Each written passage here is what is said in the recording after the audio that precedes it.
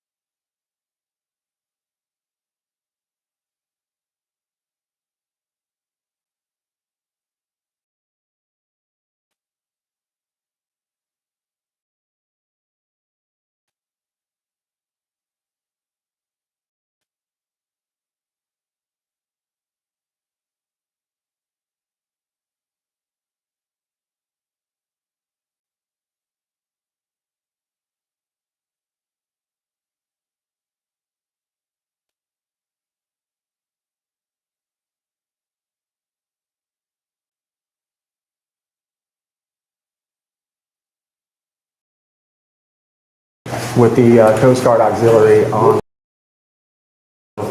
Anyway, I'm gonna let this. He will start right at 10 o'clock. We have a full house, so if you guys kind of set as close as you can, and thanks for coming. So just want to get that in today. So thank you. Thanks, Brett.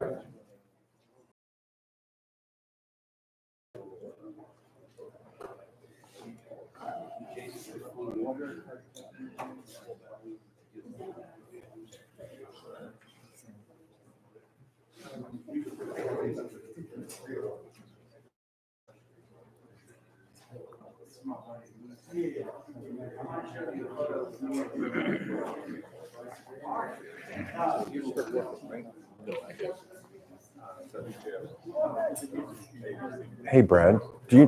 Brad, do you know if are you and if you're not familiar with the button, do you know what button will disable that status of the monitor?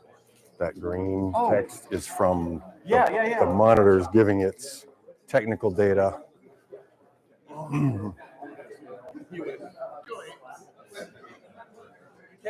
No, it's all right. I just if you don't know the button, then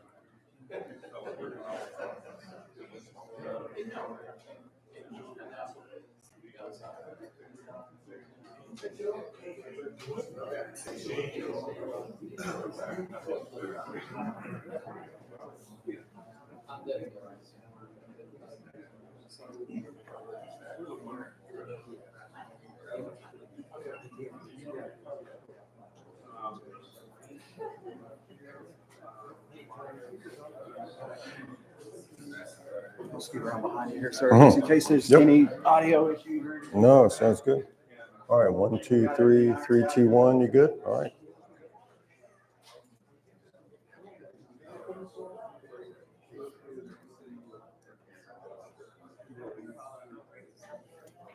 All right, everybody, good morning. It's 10 o'clock. I believe in starting on time. I value your time today, so let's get ready. And throughout, certainly feel free to get up and grab some refresher coffee, etc. Restroom around the corner. I want to thank everybody for coming out on a chilly Saturday morning, and many thanks to the Cheneys and the Harrington Harbor team, and thanks to Brad Wells for putting this together. And also thanks to Harrington team. Oh, okay, no problem. Hold on, no, it's all right. Sorry about that, everybody. It's perfect, just during the intro. Gonna say, that microphone is causing an issue. Yep, feedback. This happens. And if you haven't been to this facility before, many thanks to the Harrington Harbor team for this awesome training facility. Yeah, it's awesome. We're going to run this right through. I need that microphone pack, sir. The one that was mine. Sorry. Okay.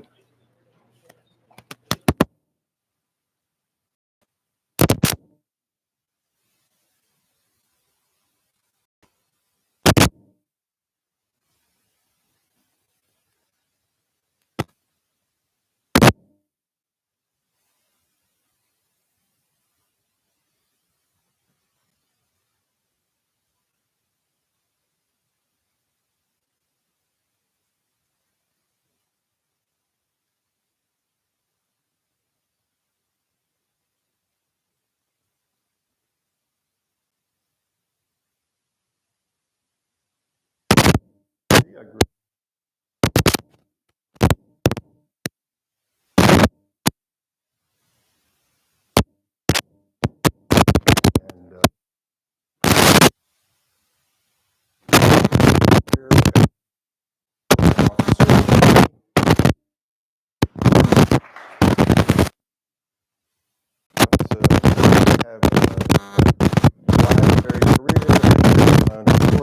Commodore of our ships in Europe and Africa, and probably over 1,000 under my keel in ports around the world. Weird things in one of the rules books.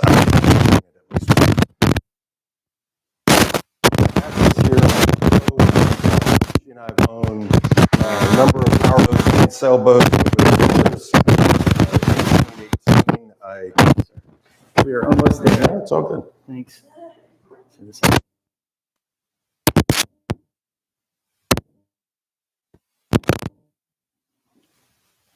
sometimes this happens. How's that? 1, 2, 3. One of those should work. Okay. Cool. You want to wait until you do a check? I'll wait for your thumbs up.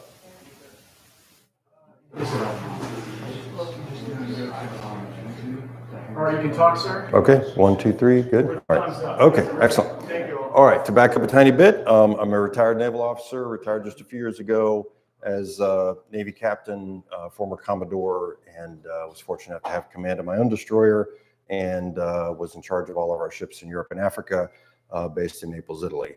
My wife, Ashley, and I have owned many powerboats and sailboats over the years, and in 2018, we switched to the dark side and are now cruising in a Legacy 42 fast trawler.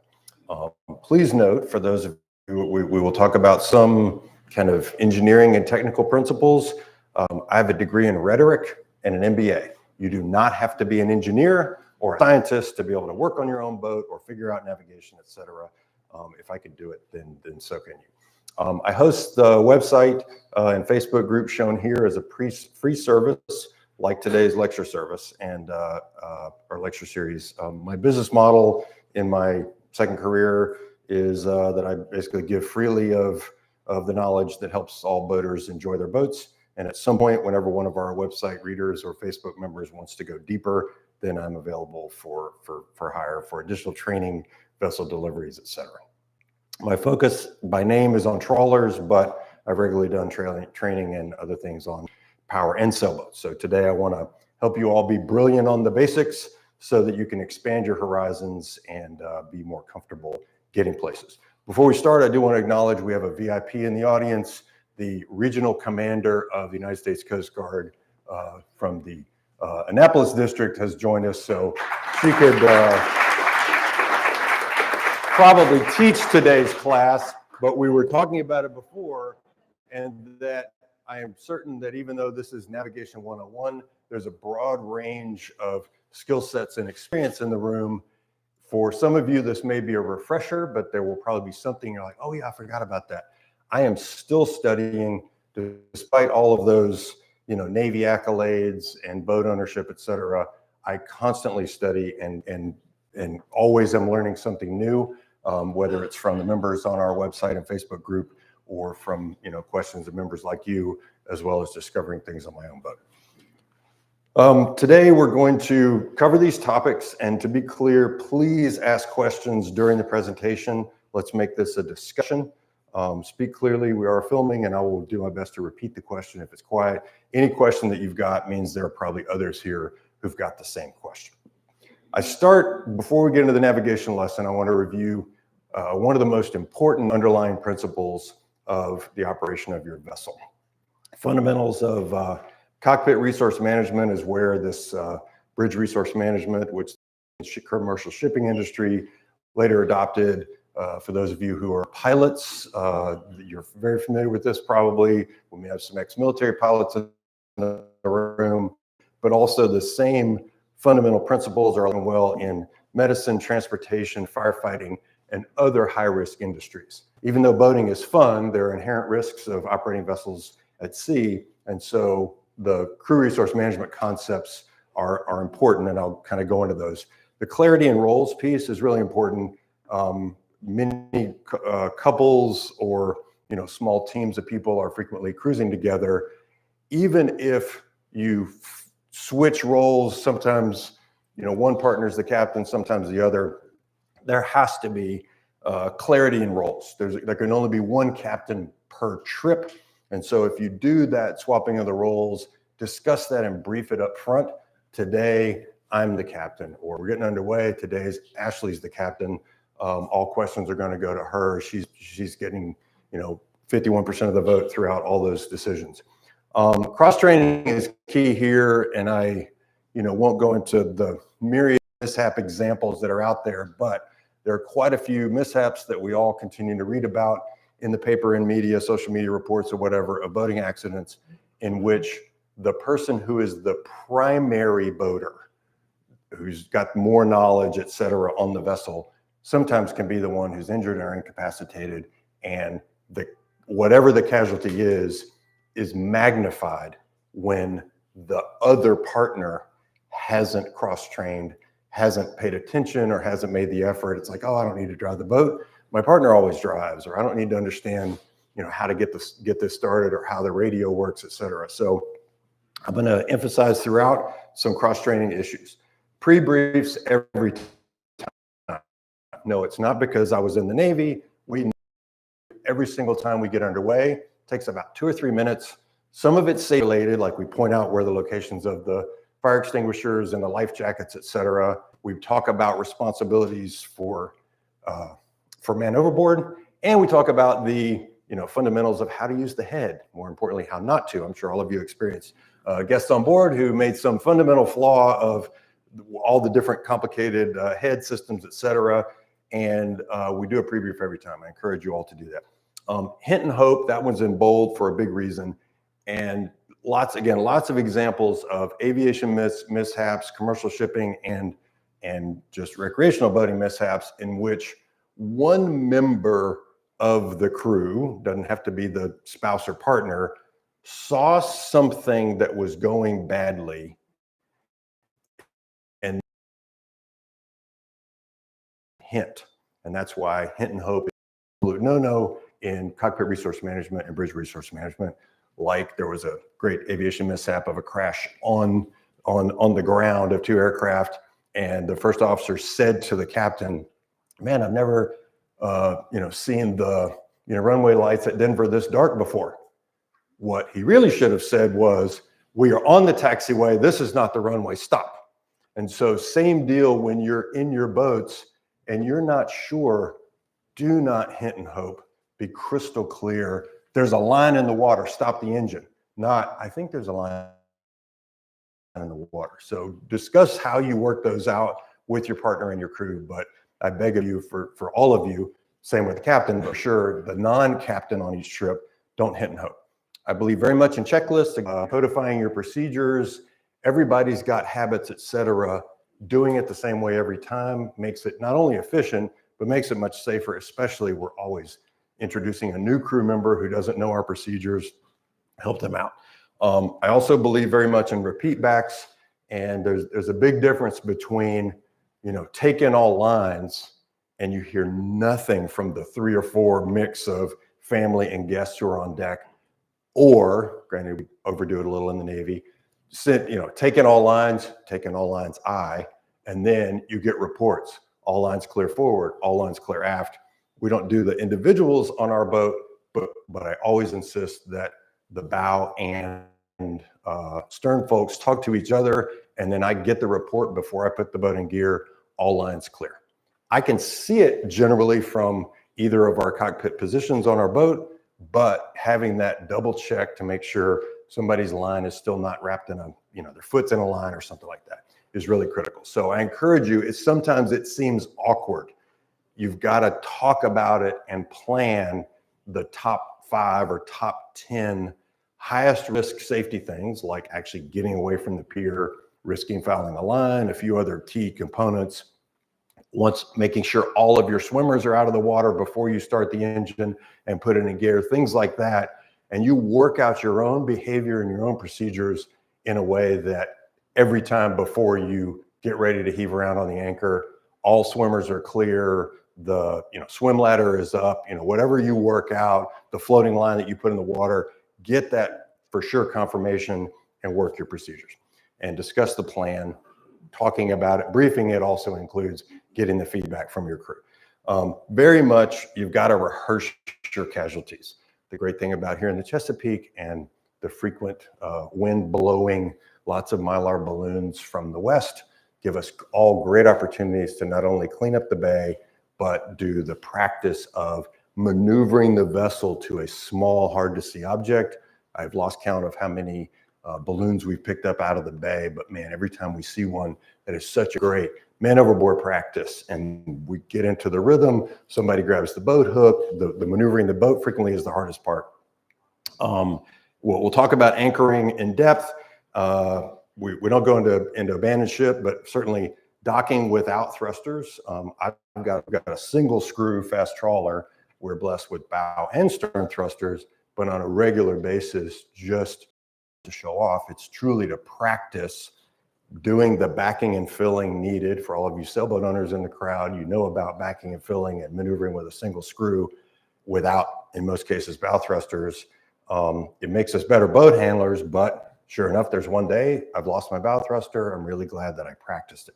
Firefighting is in bold there, and that little picture is from a great story on the Boat US Foundation training page, which I encourage is a great resource. In that photo is from a test that they did where they grabbed, kind of in a marina like this, like 15 or 20 volunteers who were all experienced boaters.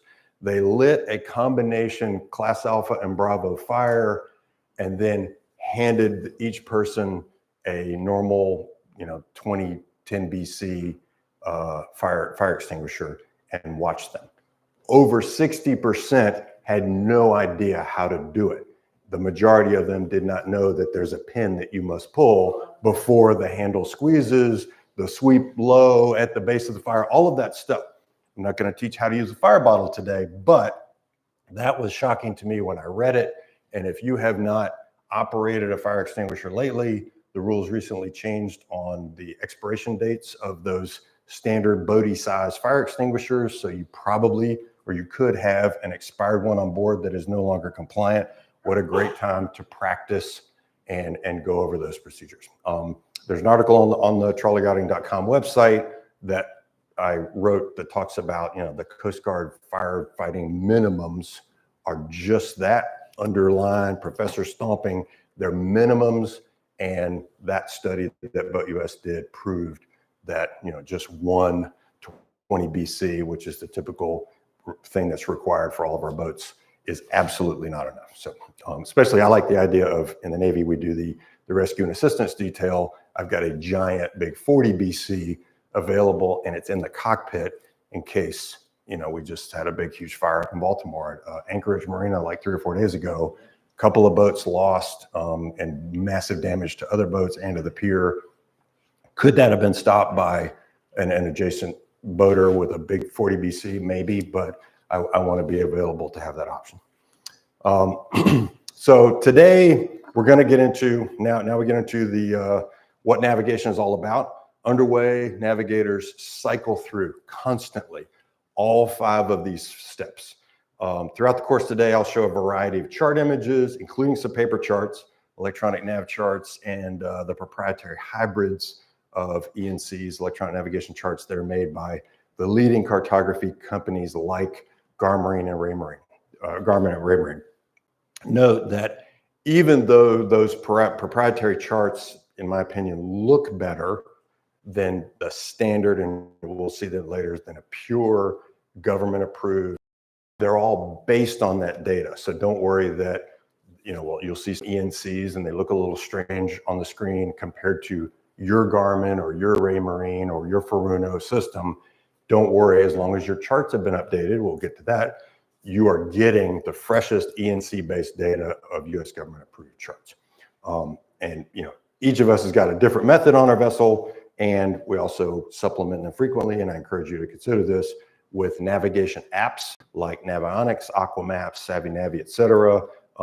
They're all very good, especially I'm both a Navionics and Aquamaps user, and Garmin bought Navionics, so you're getting some of that, the power behind that. So I'll display throughout here a mix of screenshots to make sure that it serves all of you so that you'll recognize some of the symbology. Now let's get into just kind of the basics of how we take a fix. I'll start with the history or the standard visual fix. Not all of you may have grown up with paper charts like I did. That's why these beautiful pieces of artwork. Of note, last year at this lecture series last year, I reminded the audience that the Office of Coast Survey, a subset of NOAA, is discontinuing chart printing. You can now no longer get the real heavy-duty printed charts. They stopped doing that in September of last year. Some local vendors will still sell the print on demand, but if you planned on buying one of these beautiful charts to frame on your wall, you better hurry up. You need to act fast. So this is a hand-bearing compass. Inside of here is a Liquid View, little yellow one, different color, but the same brand. And this is how I grew up doing visual navigation around your neck. You look through it and you can see the magnetic compass course, and I can take a bearing to that camera 029. And if that camera is plotted on the chart like that light, I can draw a 029 line. I shoot the light, I shoot that at 350 and shoot the mirror in the back at like 099, drop 3 lines on the chart, and that's where I am. And that is the 3-point minimum, what defines a fix. And still, this is, I pulled it out of the drawer on our boat this morning. I keep this handy. Sometimes I will cite a mark just in case to verify that GPS is still working perfectly and I've got a good signal. I'll look over the big compass that's in front of my helm. So yeah, I'll click, an object on the chart. You can click that like long point on your multifunction display chart plotter, click on it, your cursor reads out. It should bear 010. and either I look over the top of my big compass or whip this out. Yep, still bears 010. It's great to double check to make sure I'm still getting a good GPS signal. But GPS, and I'm going to teach the rest of the course today based on GPS. Pretty certain that we all have GPS on our boats, and I would think at this point we probably all have chart plotters, and so that's the foundation of this. When GPS, first came out, it was great, but all the displays were just latitude, longitude, and so you had to use the latitude, longitude along the edges of the charts and tick out and plot your little triangle for a navigation fix. The beauty of chart plotters is they do it and they drop your fix every second or so on the chart. So the advantages that you see here of GPS, of course, I don't have to tell anybody. Now I will note, and I'll dive into this in the next few slides, the guaranteed is 95% of the time, it is accurate 16 feet. Therefore, and that's plus or minus. Therefore, if you go really close to a charted object and you've zoomed way in on your chart plotter and it shows good water, just based on GPS lack of precision and how it's processing from the satellites, lots of different reasons. We'll go into some of those of why it's not always perfect. You might be inside that 16-foot error. So please do not cut corners closely as your chart plotter might trick you into seeing. The WASP system, which is a satellite-based augmentation system, it adjusts for some of the GPS errors. The 2003 GPS unit that is ready for differential GPS, which was a series of ground station and high-frequency radio antennas that transmitted those corrections to your GPS receiver. Those were discontinued in 2020 augmentation. So if, for a long time, we're like, oh man, I've got differential, I'm spot on, I'm within a meter. DGPS is gone. So if you've got a DGPS unit, then at best you're about 16 feet. Now, the RF interference listed there, the most common source of radio frequency interference on a boat is LED lighting. Many of us have converted our 12-volt incandescents to LEDs, and it's not the light itself, it's the light driver. Second on the list is USB chargers and USB devices. Down from that is battery chargers, TV antennas, solar or wind charge controllers, inverters, your VHF radio, of your radar, which I often see, especially on power boats where they've got a small mast maybe, and the radar and the little GPS mushroom are very close to each other. So if you are seeing what looks like anomalies, or you're visually seeing your proximity to a mark and it's not jiving on the screen, then you may have some interference issues. Fixing that and figuring it out is beyond most of us, but we've got experts here in Harrington North who can certainly help you with that. We're going to go over kind of the basics of aids to navigation, where we'll talk about how you plot it on the chart, but then there is, in the case of major channels and even minor ones, aids to navigation have been provided. Not only there for they pre-existed, of course, well before GPS, but they're there both as a reminder and a confirmation of what you're seeing versus what you've seen on your chart plotter. The red right returning, often thrown out there, a little memory aid, is incomplete unless you add the other words that are in there. It's not just red right returning. It's keep red markers on your right when you are returning from sea. And from sea needs definition. It's basically from the largest body of water to the smaller one. So in Chesapeake and its tributaries, sea is the Chesapeake itself. So every time you're going up South River, West River, Chop Tank, Patuxent, whatever, red's on your right because you're going from the big body of water from sea to the smaller body of water. When you're actually at sea coming in from Norfolk, the reds are on your right. As you come up the Chesapeake flowing north, you're still coming from sea to deeper inland, so red's on your right. Now the odd one there, and I've got it pointed out, is the junction buoy. And you'll see that whenever two channels diverge. And you've got to think about the phrasing of the top color. They're either red, green, or they're green, red. You'll usually see the first three colors on all but the biggest ones. Whatever is the top color on a junction buoy, it is saying, consider me a red if your intention is to drive in the main or preferred channel. So in this case, great little diagram, courtesy of the US Coast Guard, is the big channel is clearly up the center of the slide, and the smaller channel is smaller, skinnier water going to some other little area. If you want to stay in the main channel, consider that buoy a red. If you wanted to drive to steam into the smaller channel, the dotted line, then consider me the secondary color, so you come right and it's a green that you keep on your left. Any questions on that? Because that is a fundamental. Yes. The top of that junction buoy to the left, I can't maybe that's my eyes. Is it a dark spot there, or is it red all the way across the top? So I'm sorry. Yeah, the junction buoy. This one is the junction buoy right here, and so it is red over green. Is there a number on there on top? Because its primary is a red, and it's not showing in the number, and it may be that my pointer obscured. It's going to have an even number because it's a red. Correct. And all major marks have got a number on there, and they'll appear on the chart in quotes, whether it's an ENC or a paper chart. This is buoy number 2.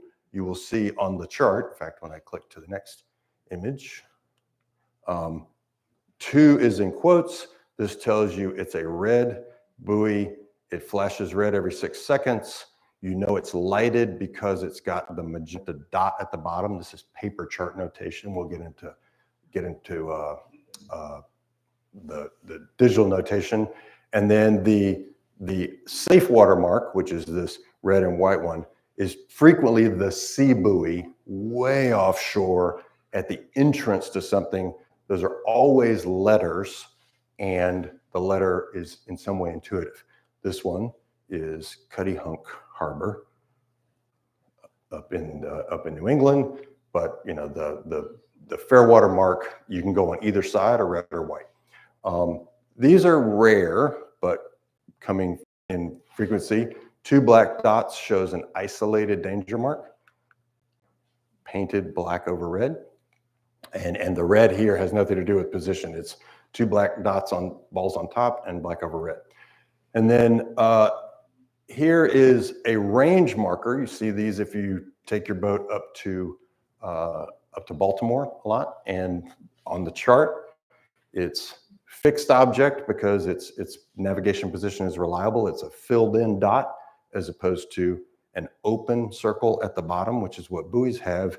This tells you that these are plotted on the chart with such precision that I can take a visual bearing, or sometimes if you can see it on radar, a radar bearing to the object, and truly rely on it to plot it. The reason all of these circles are open is buoys are on a chain and move. And so for absolute precise navigation, you cannot shoot a bearing to a buoy and get a reliable position. Some are lighted with big lights on top, and then others are not. These do not have the purple dot or the magenta dot filled in. So these are clearly unlighted buoys, a red and a green. Any questions on red, right, returning, or paper chart notation? Yes, sir. In the upper right, the non-lighted buoy, look at the shape depicted here. Right. I would call that a can, but it's not a can. Right. That's paper chart notation. We'll get into, I think I may have, there we go. So I've added, this is this is the international notation that you'll see in ENC charts if you have that displayed, or depending on the brand, whether it's Garmin, Raymarine, or whatever, you can toggle between international symbology, which I've got in these little white boxes. And your question is specific to the can buoy, which is typically a cylinder is green. Many, many years ago, when many of us first started boating, they were black. They're all green now. And then the nun buoy is conical in shape and is common to the reds. And then this symbol is basically a major buoy, major light, and you'll see this throughout the international notation. And then finally, this is a general beacon. I guess the one, though I lament the loss of the beauty of a printed chart. Part of it is I grew up navigating on them, but there is definitely a simplification that was intended by the makers of the new international symbology. Part of the United Nations organization runs the International Maritime Organization, IMO, and they're the ones who set the standards. They're the ones who review the collusion regulations, et cetera. And this is pretty simple. It's a beacon. I know it's got a red triangle top mark or a green triangle top mark. It's a little simpler, not as pretty maybe, but I'm used to it. Yes, sir. Yes, I'm used to the ones you see there, the red and the green. I've never really seen the international signs or anything. Okay, and you, that is probably like me. I've got a like circa 2010 Raymarine chart plotter, and I'm running Raymarine charts. Every time I update them, I know I'm getting ENC data, but it's still displayed in that familiar US paper chart notation and symbology.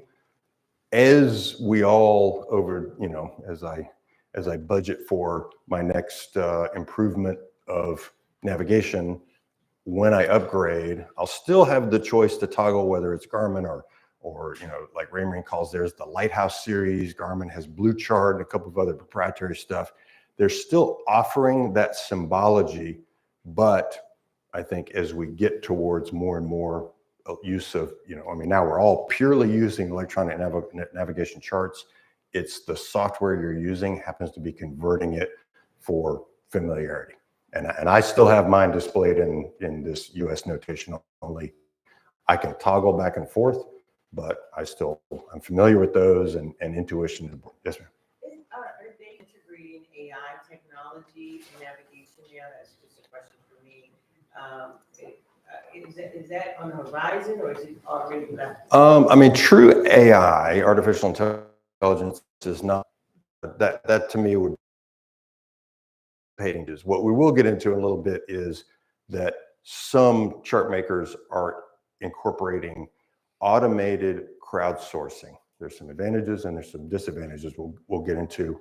If your boat is and the equipment is properly configured, some members or users can transmit their sounding data that their boat is constantly collecting as you're steaming along, and it gets transmitted to Raymarine or gets transmitted to Garmin, and it automatically updates the charts.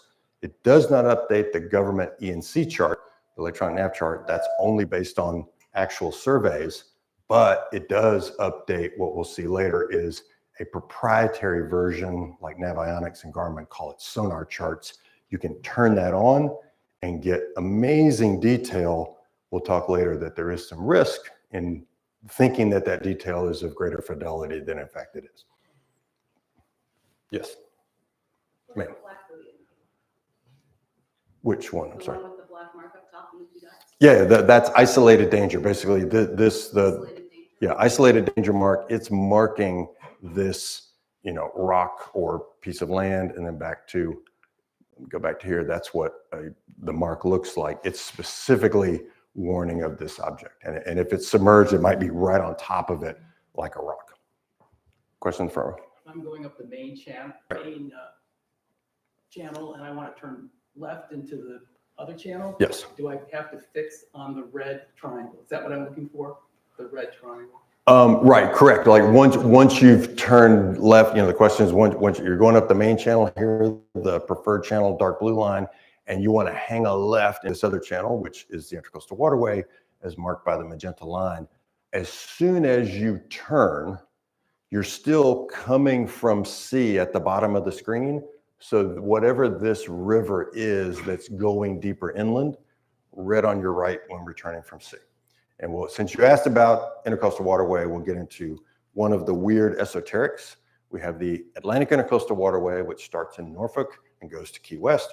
There's a Gulf Coast Intercoastal Waterway that's from Texas to almost to the armpit of Florida. And then there's a short little stubby and ridiculously shallow and poorly maintained, which is the New Jersey Intercoastal Waterway. Do not go further north of Wildwood if you draw more than 4 feet on the New Jersey ICW. But let's say you're going south from here to Florida, and I didn't have it on the slide, there's red right returning from sea. For the Intercoastal, it's red on your right when going around the clock. Meaning the Intercoastal Waterway, as you know, was a combination of natural with dredged connections to be able to make this almost, here's a good example. There is a tiny notation on only these buoys that are along the Intercoastal. You see these little tiny yellow squares or yellow triangles. In those cases, those are saying, regardless of the navigation buoyage, which you don't want to ignore, that's what's keeping you from running aground. When you come to a junction, then if you also want, hey, which way is the Intercoastal? Then they pull, I consider this a square green. If I'm on the Intercoastal, this green day marker to enter in red when you're going on the Intercoastal. And that can be very confusing. And so, but I mean, the challenge here, make sure I didn't just turn off my mic, inside mic. Oh, you turned it down. Okay, good. Oh, okay, good. Good. All right. So everything is, and we get to another beware the magenta line. Talk about a foot stomp. We'll get into the magenta line and its risks. The notations for the Intracoastal Waterway, I would consider they're hints. They're not. I mean, really, they're not navigationally significant from a grounding collision avoidance or grounding avoidance standpoint. They are pathway reminders. When you're coming, and this suggests, this is coming south on the Intercoastal Waterway. Because of today's class, you know how to read buoyage. You're coming up on a red buoy that leads to sea. You know that, or sorry, that red buoy is for this small, this little, harbor entrance or that little cove, whatever. You know that that's a red for going from a bigger to a smaller. But as you're heading south, you acknowledge that the Intercoastal yellow triangles and squares could potentially lead you to, oh, wait, which way do I go? I want to go to Florida. On a paper chart, there's a purple line. On some nav aids, there's a purple line. The magenta line, so it shows up in red light. The magenta line is notoriously filled with errors. It regularly is drawn on the wrong side of buoys. And God bless them. I'm from the South. Bless their little hearts.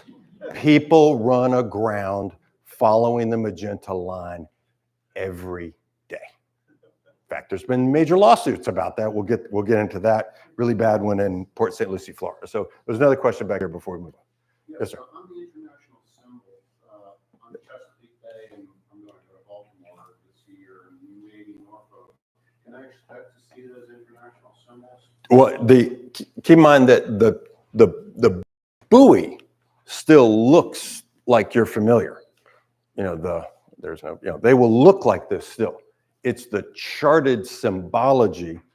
If on your chart plotter you have selected, and there's usually a choice on especially the modern ones, Raymarine and Garmin, et cetera, you can choose, do I want to display the ENC electronic navigation chart notation, which includes only the international symbols, and again, throughout the brief, I'm deliberately showing a mix on real screenshots from real nav systems, but they are intuitive. This one, I didn't do the full thing.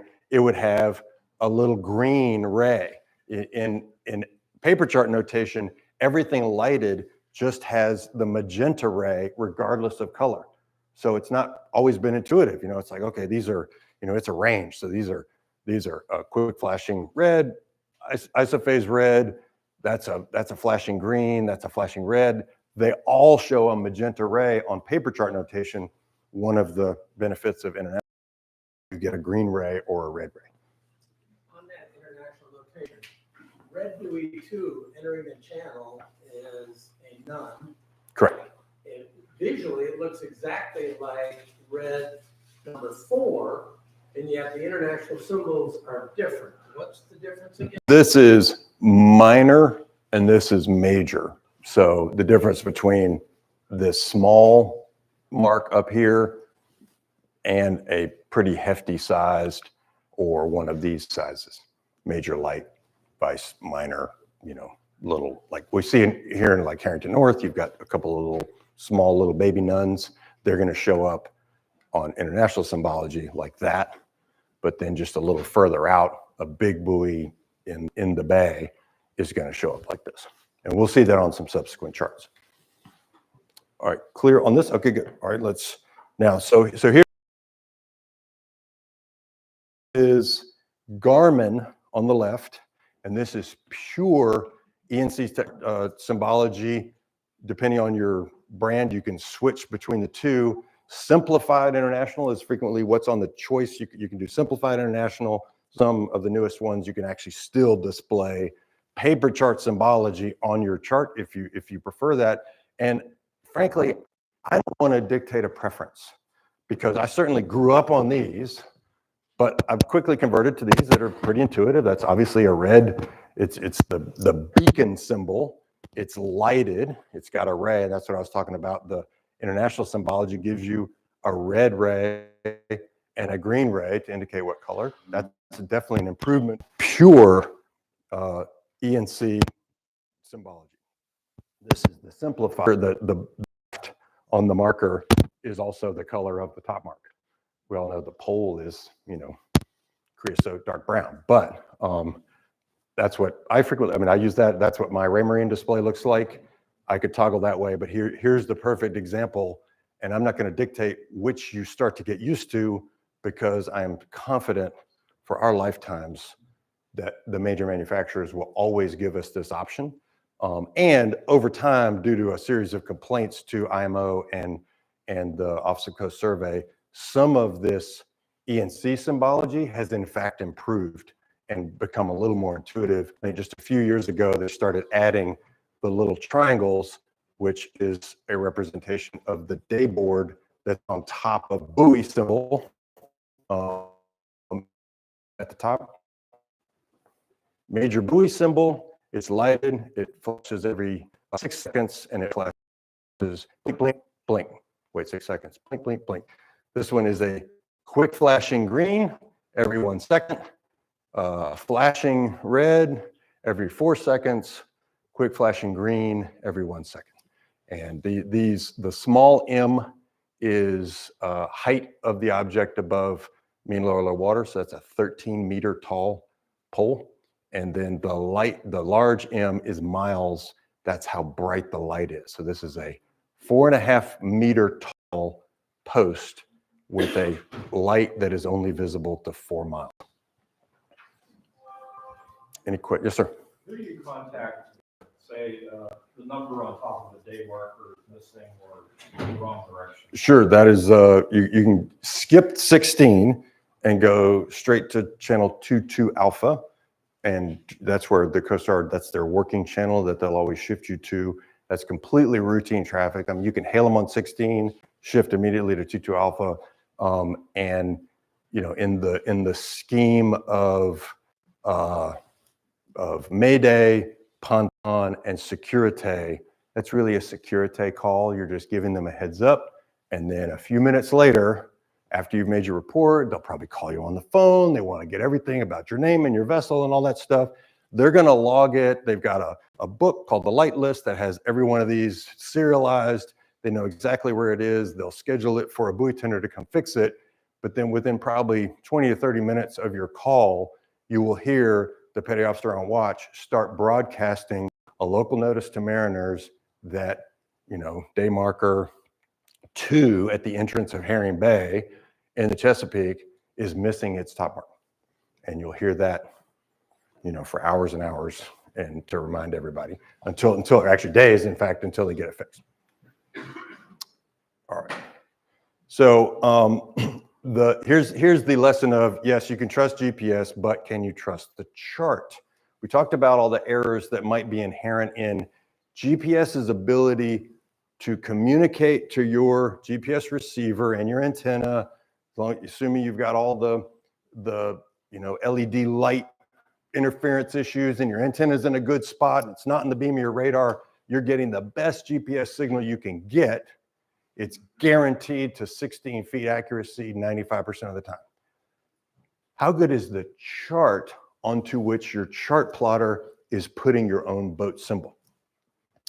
On April 17th of 2021, the former yacht of John Wayne, the Nor'Wester, ran aground on Charles Point Rock at the entrance of Prevost Harbor in Stewart Island, Washington, just north of Seattle. This is one of the many San Juan Islands in the Inland Passage. Beautiful boating up there. I haven't done it. Between Seattle and Vancouver, Washington. Of note, the tidal range here is between 5 and 8 feet.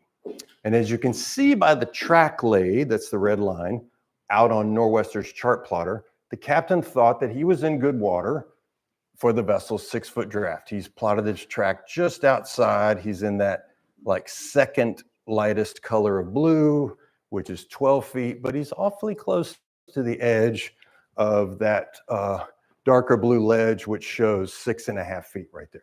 And these are display of soundings in feet. But he was cutting it close, but he ran solidly aground on Charles Point Rock. Now, I took this screenshot from the Navionics chart viewer because Navionics is one of the many ones that allows user-added notes, and those are depicted by this green circle, looks like a little, first aid kit symbol, that if you click on that when you're in the Navionics app, then that will pull up the note that some user has put there. And the date on that note is April 27th, so 10 days afterwards. And some clever user put in, there's a rock here, don't hit it. So not all crowdsourced data is helpful. That is one that's a little more snarky. And based on live footage available on YouTube, you can Google this, filmed by an observer who got his boat as close as he could to the rock. Nor'Wester was approximately on the green spot. In this chart coloration, green is a rock that uncovers completely at low tide. And so as you can see the pictures that she ran aground hard on the left, and then it's a wooden hull and just the bottom as the tide came up and down a couple of times. It didn't lift her off because she's hard aground, and it sank. So how did this happen? If Nor'Wester draws 6 feet, how did she get there?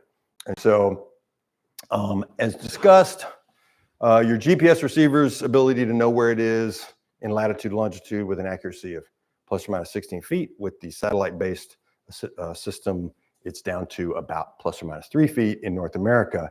That's not in dispute. However, when you plot that position on paper, or your chart plotter does it for you on whatever display you've got, it's still plotting on, assuming you're updating your charts, we'll talk about that. It's plotting it on as accurate a nautical chart as you've got. So you're steaming right along where you want to take your vessel right next to a shallow object, you could easily run aground.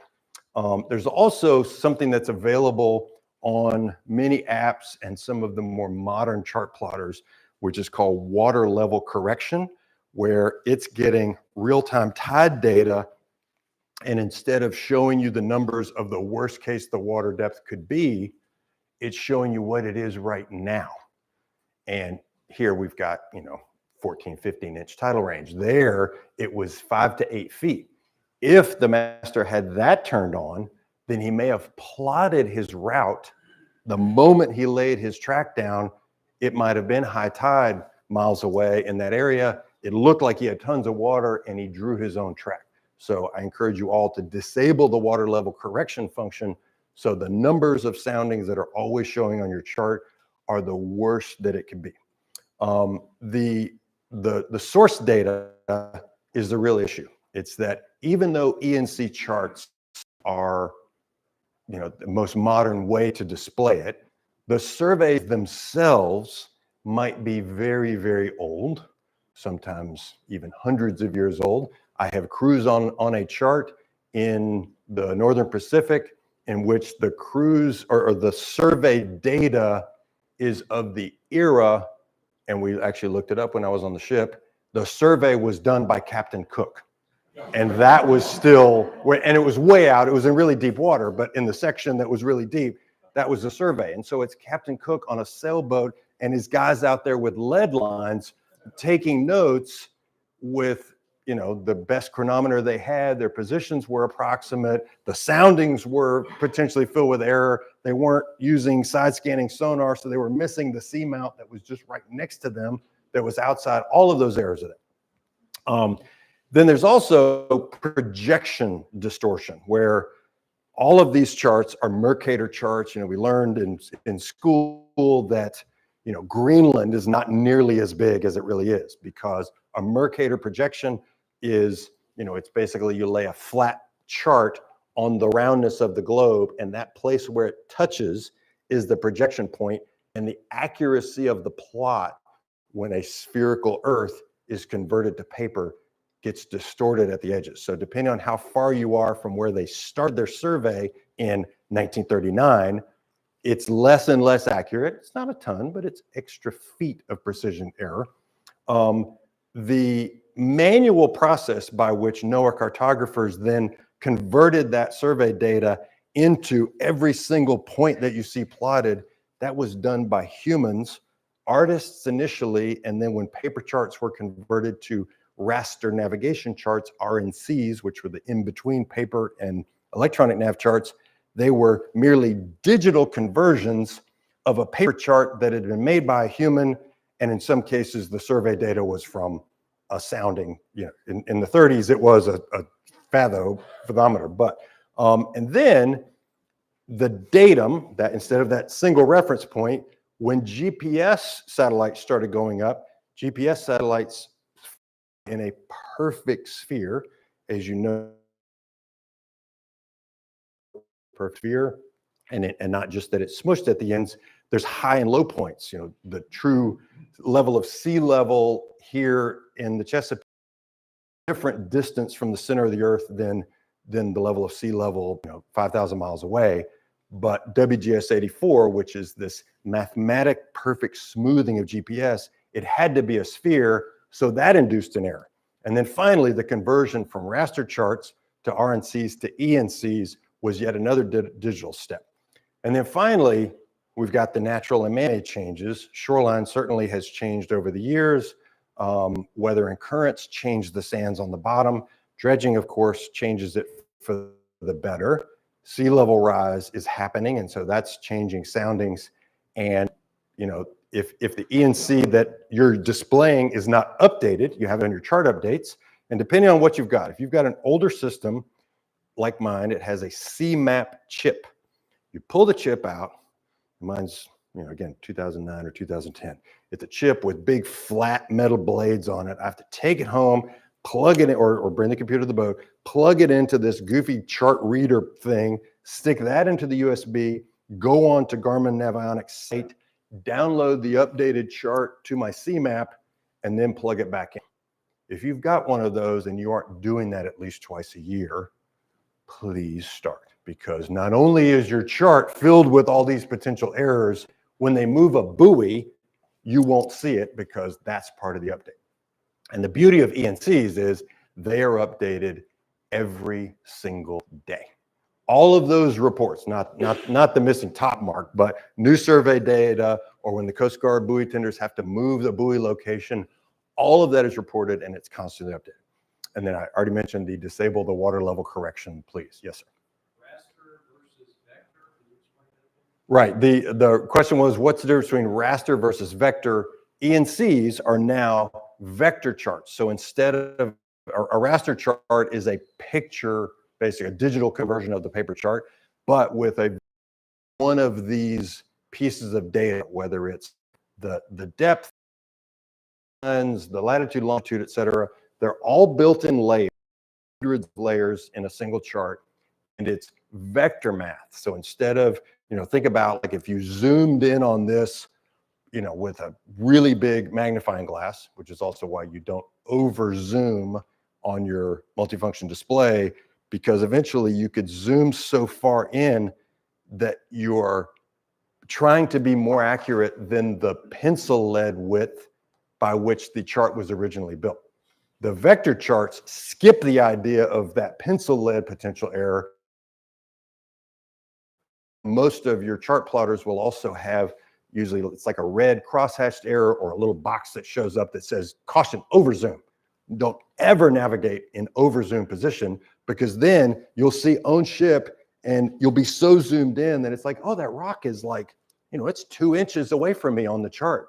Well, you're overzoomed plus all of these imprecision items, and that's when you have an expensive, jarring experience on the bottom. Any questions before I move on basically, and I'm not saying don't be afraid to leave the dock.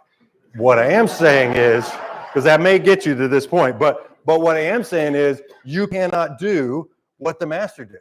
You can't even do it coming into Harrington Harbor. It's like, oh, I can see on the chart, I can see it. Man, I'm just right by that rock. I'll show you what soundings are in Harrington Harbor in a minute. Yes, ma'am. So about a year ago, I was sailing on the other side of the bay, trying to get into a little channel, and we were using an iPad that had avionics. Great. And it said the channel was 12 feet deep. Oh. And as I was coming into that, I looked at our old chart plotter, which had sea maps. Right. And it said it was 5 feet deep, which is exactly what we draft. Ah, scary. So an annex, and when we get into that channel, it was 5.5 feet. And what did your fathometer read? That was 5. Oh, it was 5 actual. Okay. So the navionics was off by 7 feet, and I've seen that in a lot of the bay. That navionics. Here's why. Significantly off, and I guess it's from the user. Well, no. Here's why. And this. Let me just orient you to what I've thrown on this busy slide here. In the bottom right is, and this is this chart, 12270 of this section of the Chesapeake Bay. To orient yourself, here's Herring Bay right here in the lower left. And all this is the Eastern Bay. When I took this square and blew it up, that's what you see. This is the source data and the age of when the surveys were done. It makes sense that the most recent surveys are the ones shaded in blue. And to orient you to the main chart, that's the main channel going all the way to Baltimore. Here's the Bay Bridge right here. That's, of course, in blue, and it's an A category, but the last time it was surveyed was 2016. So we're getting close to the 10-year mark on how accurate that is. But for our vessels, that's okay. The depths in here are 30s through 90s. No light blue stuff. The shallowest spot on the entire channel is a 50-foot wreck. So you can trust the depths and the bottom topography in the A zone. But you were, headed to the Eastern Bay. So all of this is Eastern Bay. Here's the bridge right there at Kent Island. If you're making your approach, you haven't even gotten to Kent Island yet, you are running in 1940 through 1969 surveys in this B3 area. On the sill between the main river, here's Poplar Island right here. As you cross here, fortunately, it's really deep. Well, actually, the stuff that sticks out from Bloody Point Bar way out here is, 2 feet, 3 feet, et cetera. That data is B39. And then as you make your approach to wait for the bridge to open, you're in 1900 to 1939. Every storm, every bit of current, sea level rise, et cetera, has somehow changed the bottom topography since 1939. So be careful Then the newest version, this is for ENCs, instead of specifically referencing, but, and you know, I am implying we can't trust before, just because it's old, because the world has changed. What the ENC world, and I'm sorry, this is, okay, this is the ZOC. The slide got a little distorted here on this display, but these are the newer categories. And in this case, they give you a confidence level. And it's because the standards by which surveyors got their contracts and had to survey to a specific requirement are captured in, instead of just rolling my eyes at 1939, they may have been really good surveyors. It's that in the D category, or actually at the D at the bottom says it's worse than Charlie. So that's not helpful.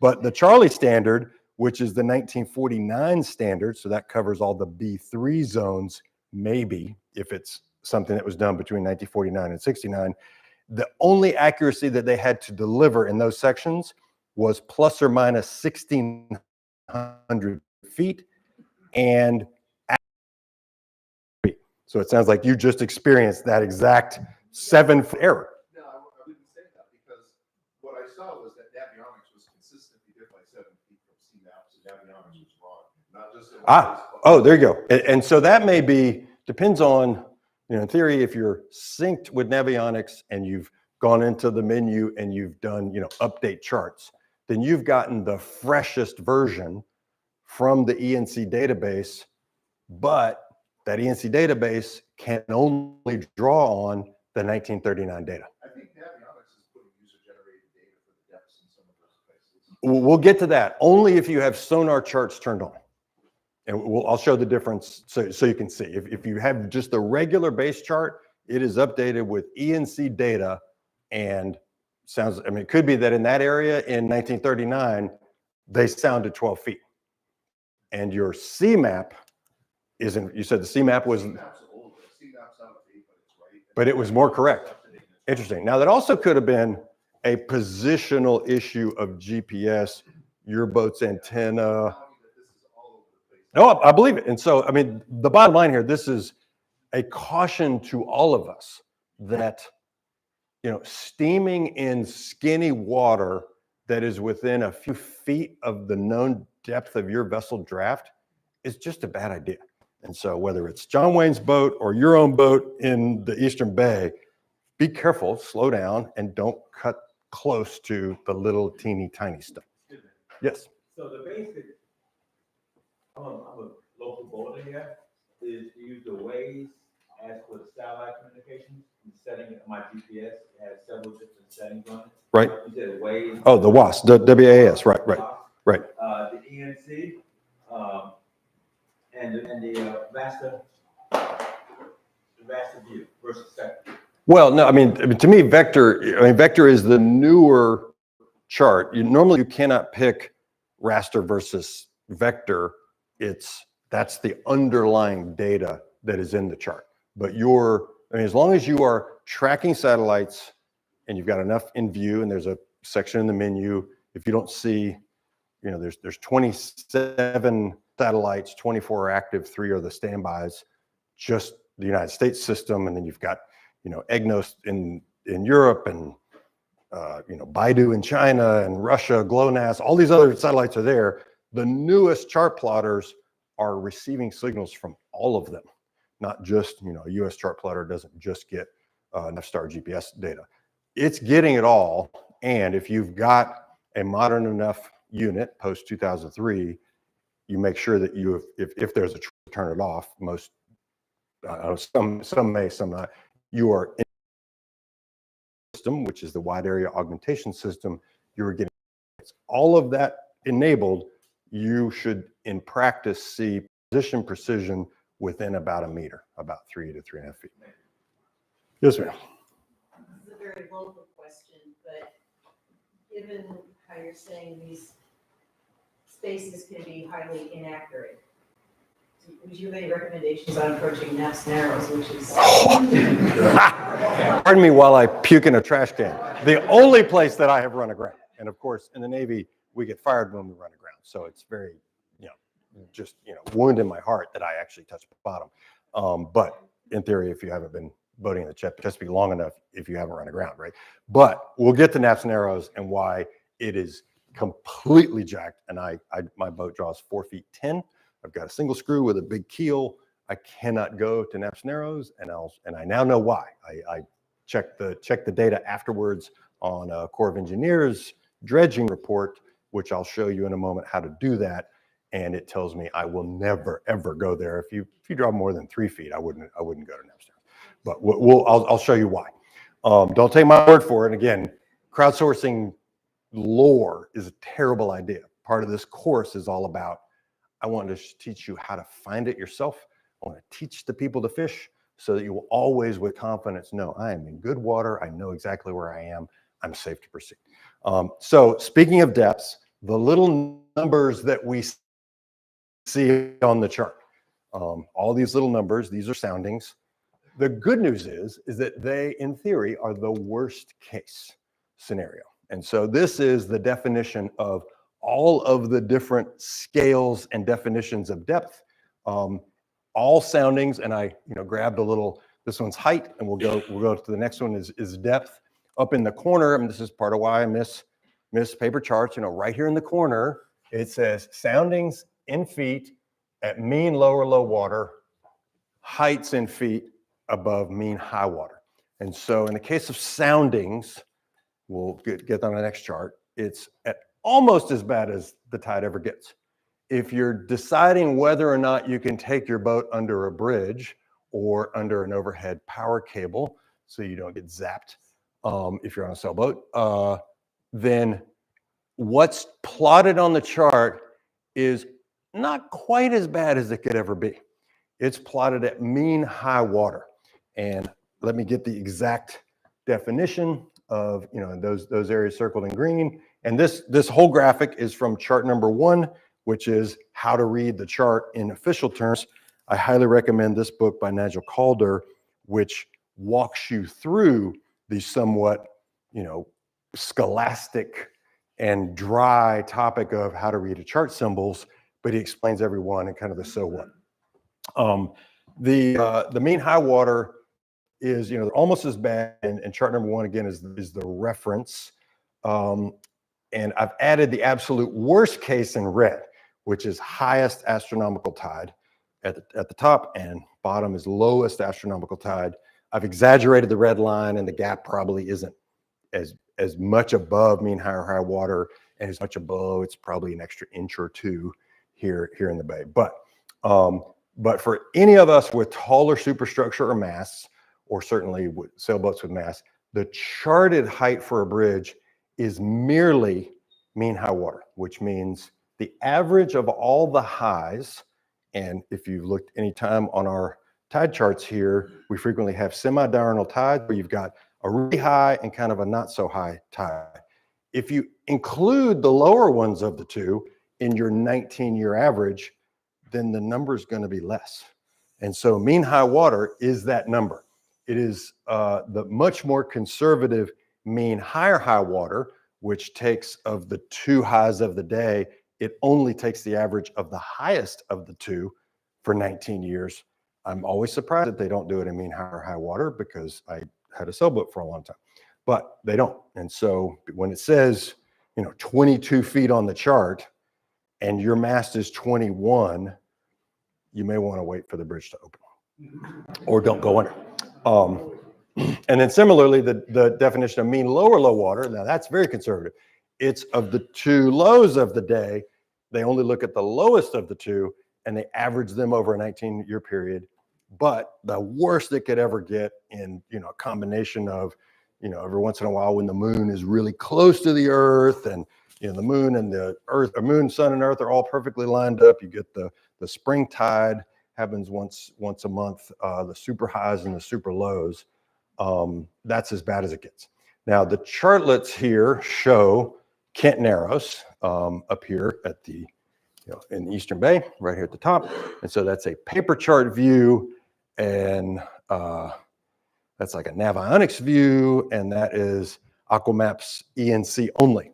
And so what it tells you, and again, I kind of missed this. This is very intuitive. Big letters here that say, printed on the chart. I don't have to look it up. Bascule Bridge, vertical clearance is 18 feet closed. You got to know that. You got to know what bascule means. Well, here they've helped you out here. It's hard to see. I realize I've displayed this in meters when I cut and pasted this.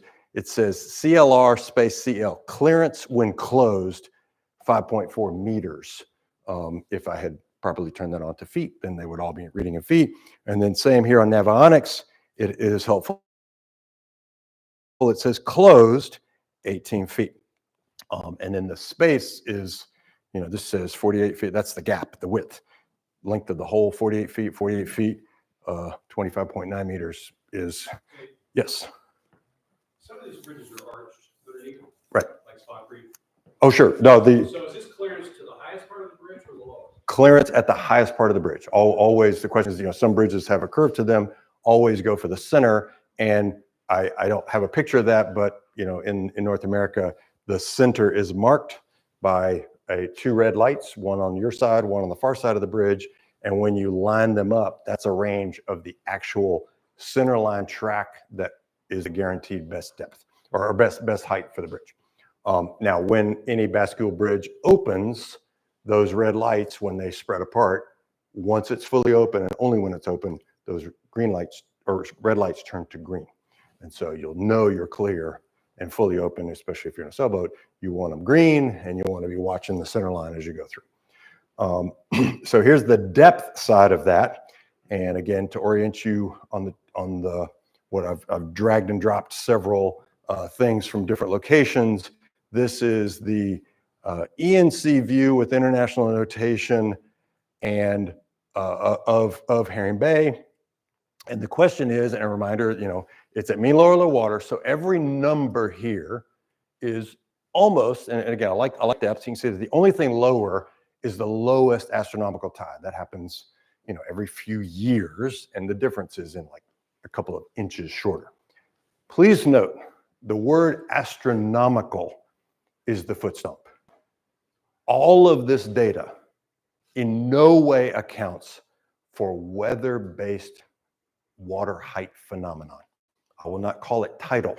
We see here in the Chesapeake, we live on the Magathie River. If there is a sustained west or northwest wind for a couple of days, the depth at our dock, and we can see across the neighbors, is incredibly low.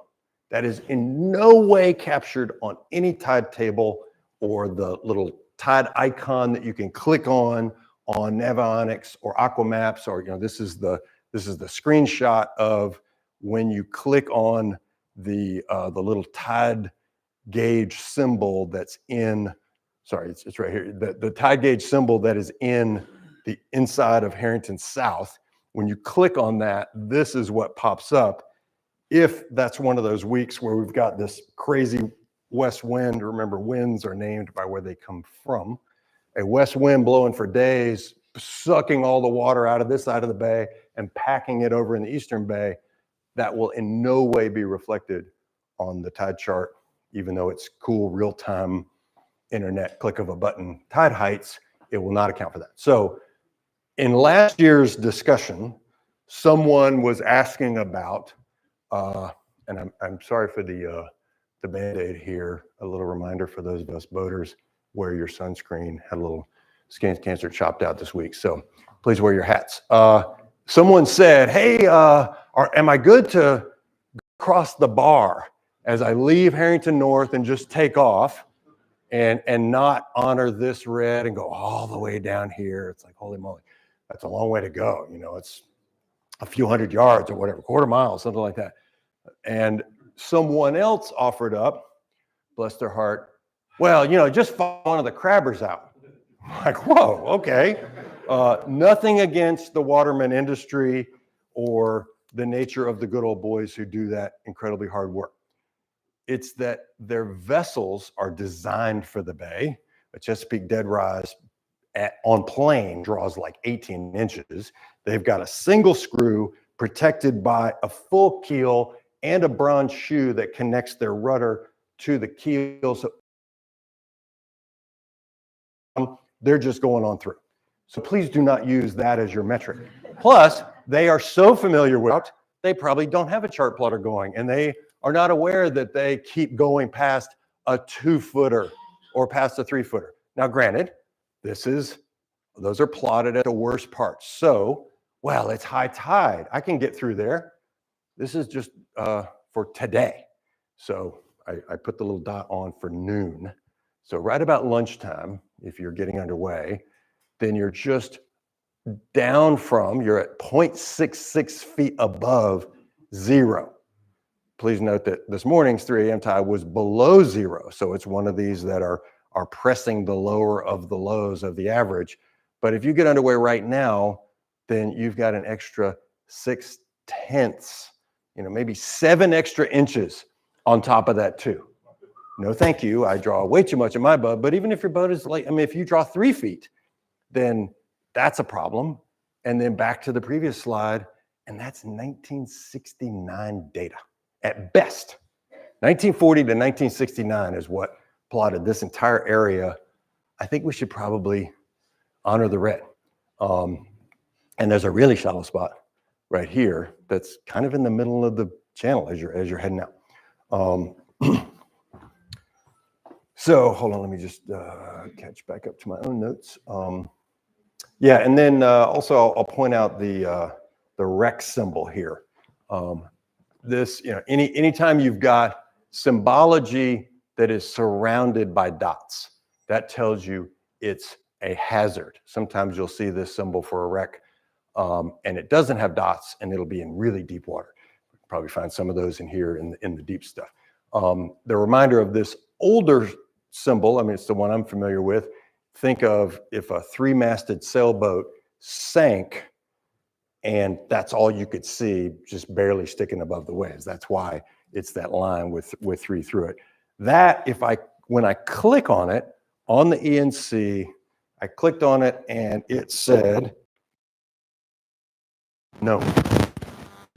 So how shallow is it? You cannot trust the number 4 that's to the west of it.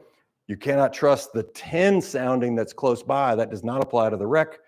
And unlike paper charts where some of these unique shallows will give you some extra data, like here's a shallow on the way to St. Michael's. It's an 11-foot spot. It says reported 2005. Well, was that reported by somebody with a good enough GPS to report that? It turned into something on the chart, but how much do we trust it anyway? So, and then on the paper chart, that same rec, the letters PA, position approximate. The ENC accounts for that by making the circle that's around the wreck a little bit bigger, but the definition of position approximate includes, it's part of the zone. Oh, actually, this is even worse. This is part of the zone of confidence 1930 to 1939, and the position approximate was greater than 1,600 feet position accuracy. So I don't know where that wreck is, and neither will you if you decide to cut it too close.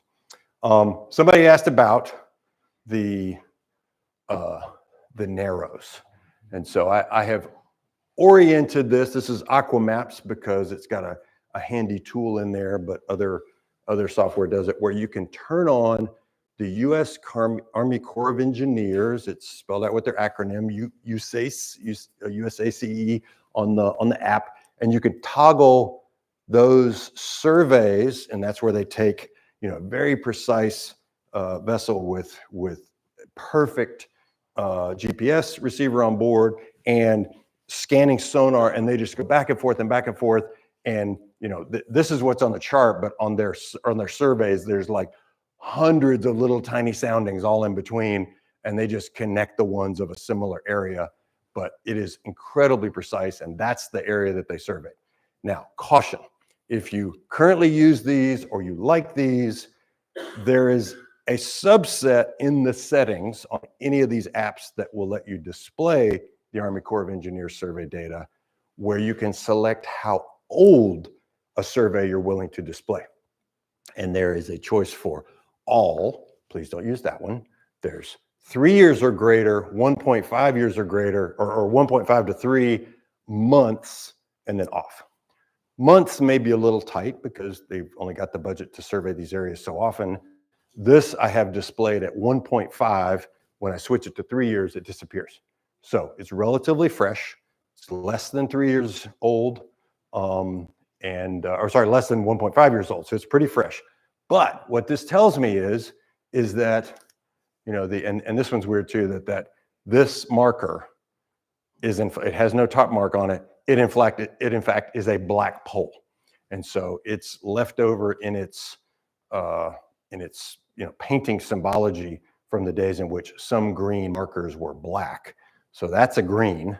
And, you know, it looks okay when you're on just a regular chart and you don't have that turned in. That was the day I went through there and ran aground right about here, I think.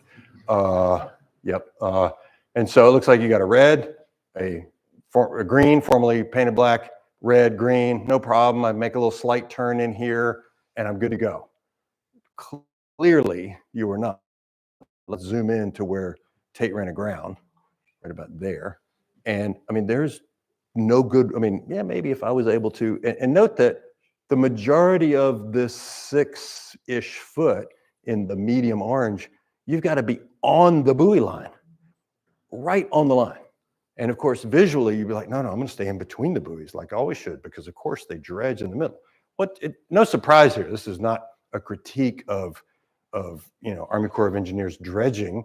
It's that, you know, half the bay runs back and forth through there every day. If you've gone through, you know, I mean, it's ripping currents through there. There's a lot of sand that gets moved around.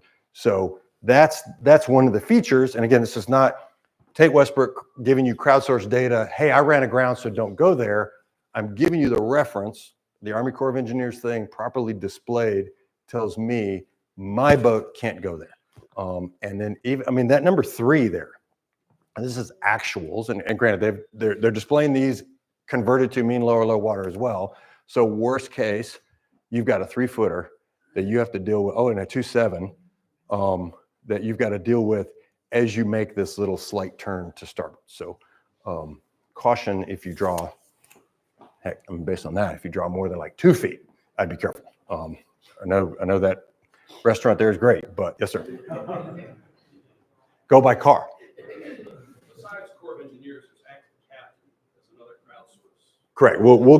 I'll dive into crowdsourcing and its risks, but Active Captain is a Garmin proprietary crowdsourced tool that includes Army Corps of Engineers data. We'll talk about Bob 423 and his tracks and routes and all that. Yes, sir. You know, I've done most of my building on the Potomac, so we're new to the Chesapeake, and I've been doing it for 10 years, so I've seen the dichotomy between all the data points that I follow and ultimately decide how to go. But talking about all these data points, how do you get confidence in your depth indicator? I mean, I know I have the depth indicator. I only have one. I'm getting nervous that I'm just sitting here. And I have my charts. I can see a little bit, but I don't have enough data points. How do you get Sure. accurate and how you get No, great question. How do you rely on your own sounder, your own boat's fathometer? The real key is, and this is my recommendation, but there's 2 ways to do it.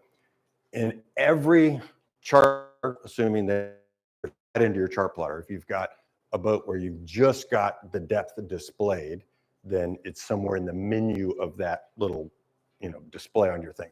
But in every chart plotter that has an interface with your fathometer, there is a way to set the offset for, you're basically teaching the chart plotter where in the boat is my fathometer transmitting.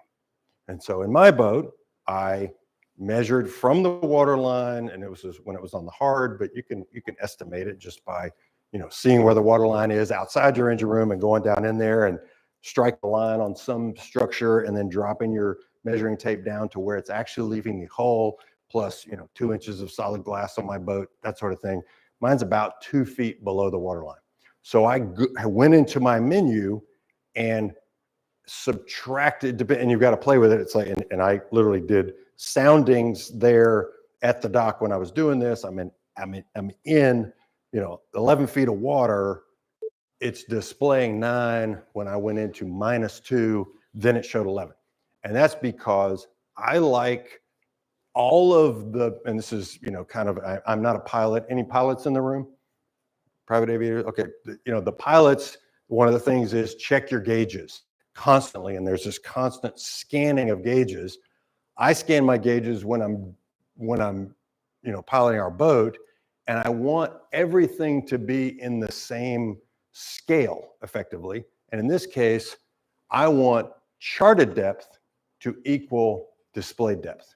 And so if I go over a 10-foot area, even if, here it's minor tide, I expect it to read somewhere between 10, 11 actual, depending on the tide. If I didn't have that offset, then I would drive over a 10 and I would see 8. And I would drive over the 16 and I would see 14. And I would begin to lose confidence in the visual cues that I'm getting. So please, everybody, go into your menu, do the measurement, and display what it's like. Now, if you don't do that, then you are displaying depth under the keel, which might be more reassuring to you. Then I see an 8, it's like, okay, good, I just went over a 10, I know I've got at least 8 feet. But unless you've got one of the very nice and very expensive forward scanning sonars, if you got it wrong, your display tells you at the same instant as you hit bottom.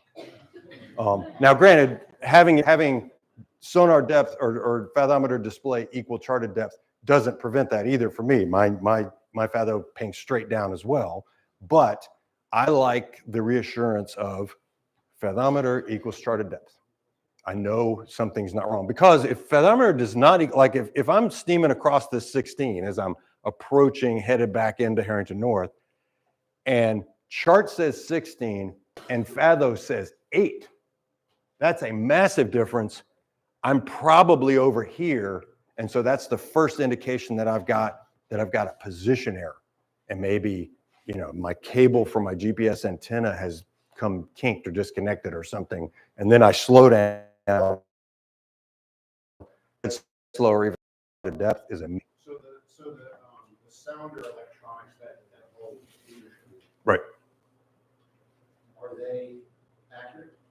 Oh, absolutely. Oh yeah, absolutely. I mean, you're pinging hundreds of times a second. That's really old technology. Oh yeah, but I mean, self-calibrating. So it should be. Oh yeah, no, I trust the fatho. I mean, even if you've got one of those old round low rants clickers, that is, I mean, it's time distance. It's measuring microseconds or milliseconds of how long it takes a ping to go back, and especially in the shallowness of this area, the only minor error you might get is if you're in a muddy bottom area, then the pinger's going a little bit through some of that debris before it hits something firm enough to bring the sound back. Around here, you're off by a foot, so. And it's going to probably, it'll make it appear a little deeper because it's going through the pluff mud. But the nice thing is the super soft stuff, if the sonar can't get a good return on it, if you touch that, then, it probably want to take your paint off. In the back? I was going to ask if the calibration changes at all between fresh water and salt water. Oh, it's imperceptible. I mean, I spent a career hunting submarines, and propagation of sound in the water is affected by salinity, but it's, depth, pressure, and temperature are the biggest. Salinity is so, it's literally like in millimeters in the depths that we're dealing with. So, sir. When I'm going through this calibration process, where do I find an exact known depth, or do I do this on the hard where I can make that tape measure and measure to the ground? You can, the key, that was kind of a feedback check. The thing you need to check, and this is the only reason why reason I caution, make sure you're going in the right direction. Is it +2 or -2? Sometimes the menu and how it tells you to do that is intuitive. Probably a perfect thing to check the book or Google your own book and make sure, and it will describe, is the offset plus or minus to make it think that it's in the right thing. But to me, the precision of the measurement is the water line to its location.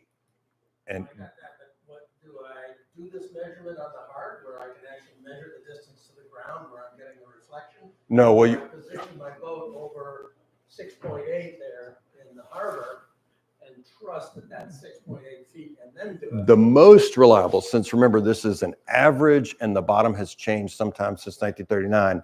I literally did it. I did it at the slip at Harrington Harbor and put a pole down with a flat base on it. So I truly knew where I was on the bottom.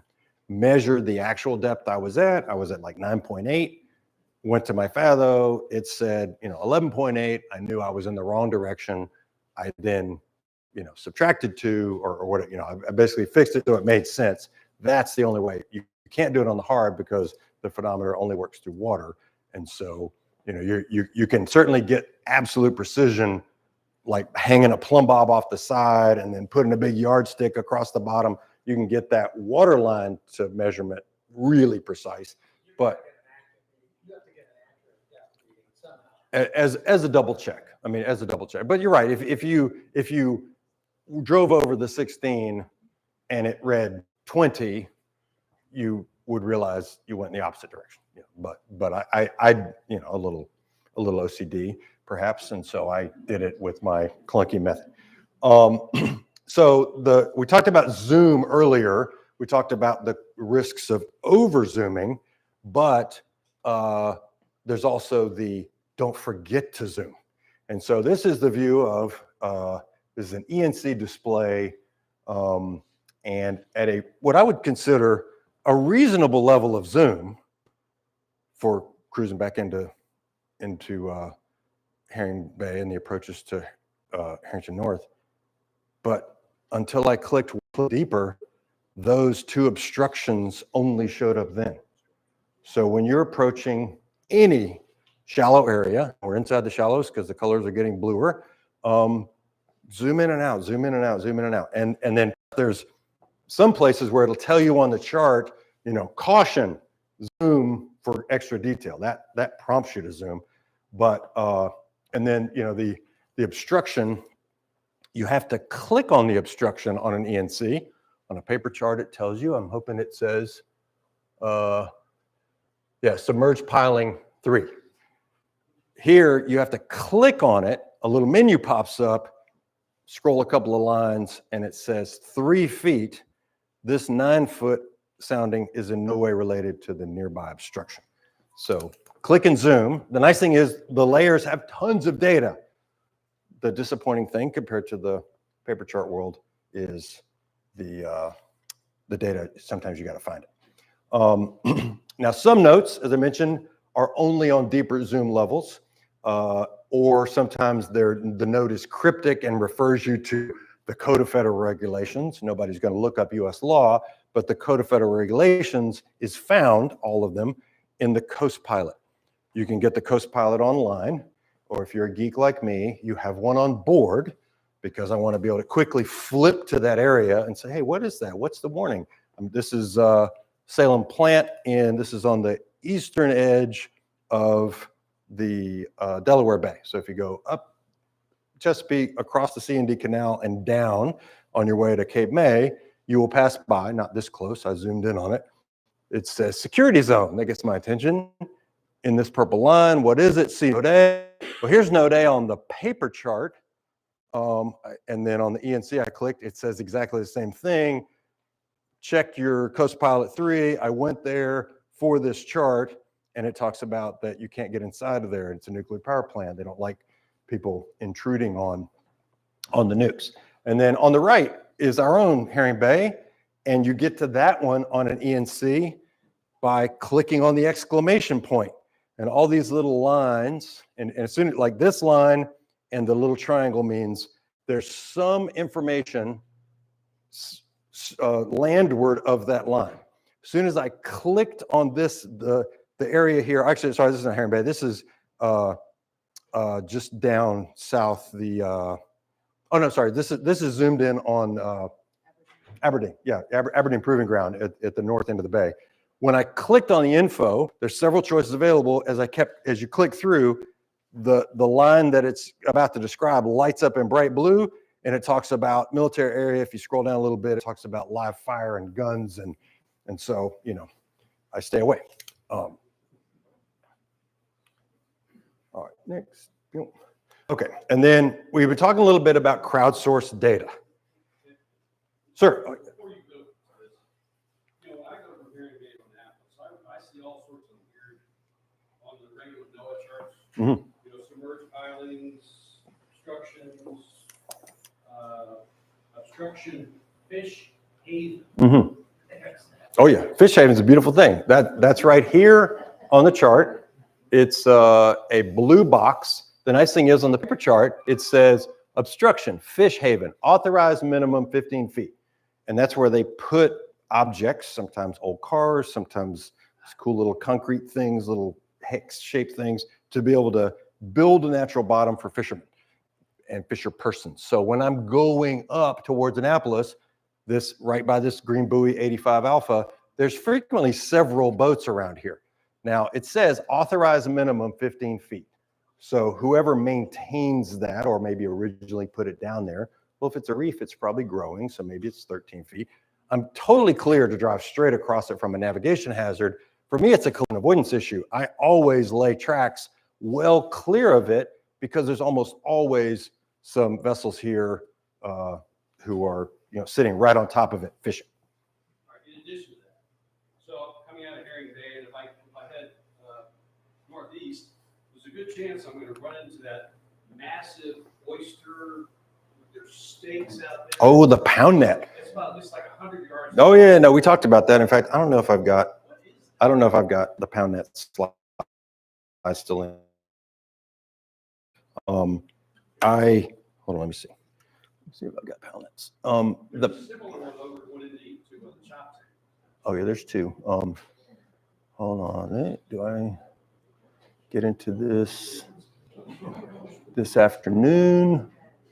Yeah, I guess I should have included in this one too. There we go. Pink. All right. Boink. Okay. Where are the pound nets? Well, there's two of them right here, and this is please note note the grainy screen. This is what the best 2010 had to offer in the Raymarine E120. They're clearly marked. That's because the day Ashley took this awesome photo and a series of others, and it's in really deep water. I mean, it's amazing, 26, 23, 22 feet. These are really long poles. And this is one of the days where the folks who own this permit were actually actively fishing it. And so you can see the net. Most of them are either in an arrow shape or a double-ended like an hourglass, and they are aligned across the prevailing current so that the bluefish and other fish that they harvest bump along what is a long fence of netting and then go into the purse at the end, and they come by, I think every day or so, and haul that purse net out with a big crane and take the catch, and they sell them by the pound, hence the name pound net. I got really close to them because you can in deep water, and marked a couple of spots on my plotter. You've got a man overboard button where you can instantly drop a spot, or you can drop a waypoint on own ship. And this one is the larger one of the two. Fortunately, it's marked by a green buoy 83 Alpha. This one is in no way marked. There is a website by the state of Maryland Fisheries that plots all over the entire Chesapeake all the places for which permits have been applied. And that's it.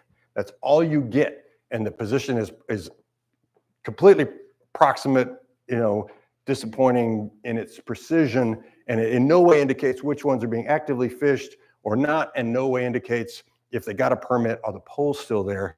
And all it says on the chart, under the words, it says fish trap area. Heads up. That's it. That's all you get. So for me, I created these and saved it as a route. It's a little 3-point triangle, and this is a single route.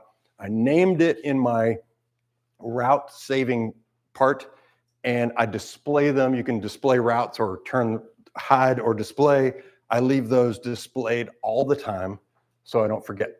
The good news is turning radar, and here you've got a forest of round objects required by law to have them lighted. You see that this seagull is perched on top of is the yellow blinking light like you might see in a construction site. They're battery powered. There was a point that season when this guy was compliant with the rules. It's got it required to be lighted at one end only. And I guess the regulation doesn't say anything about changing the battery. So, and so we know where this one is, but where are all the rest? Be careful in the Chesapeake. Which is why, going in a strange and unusual area of the Chesapeake at night without a really good spotlight and a radar may not be a good idea unless you absolutely know the area. Daytime still, I always cruise with the radar, even in crystal clear conditions, and I have my radar displayed right on top. This afternoon, we talk in depth about usage of the radar and how to properly use it for navigation, et cetera.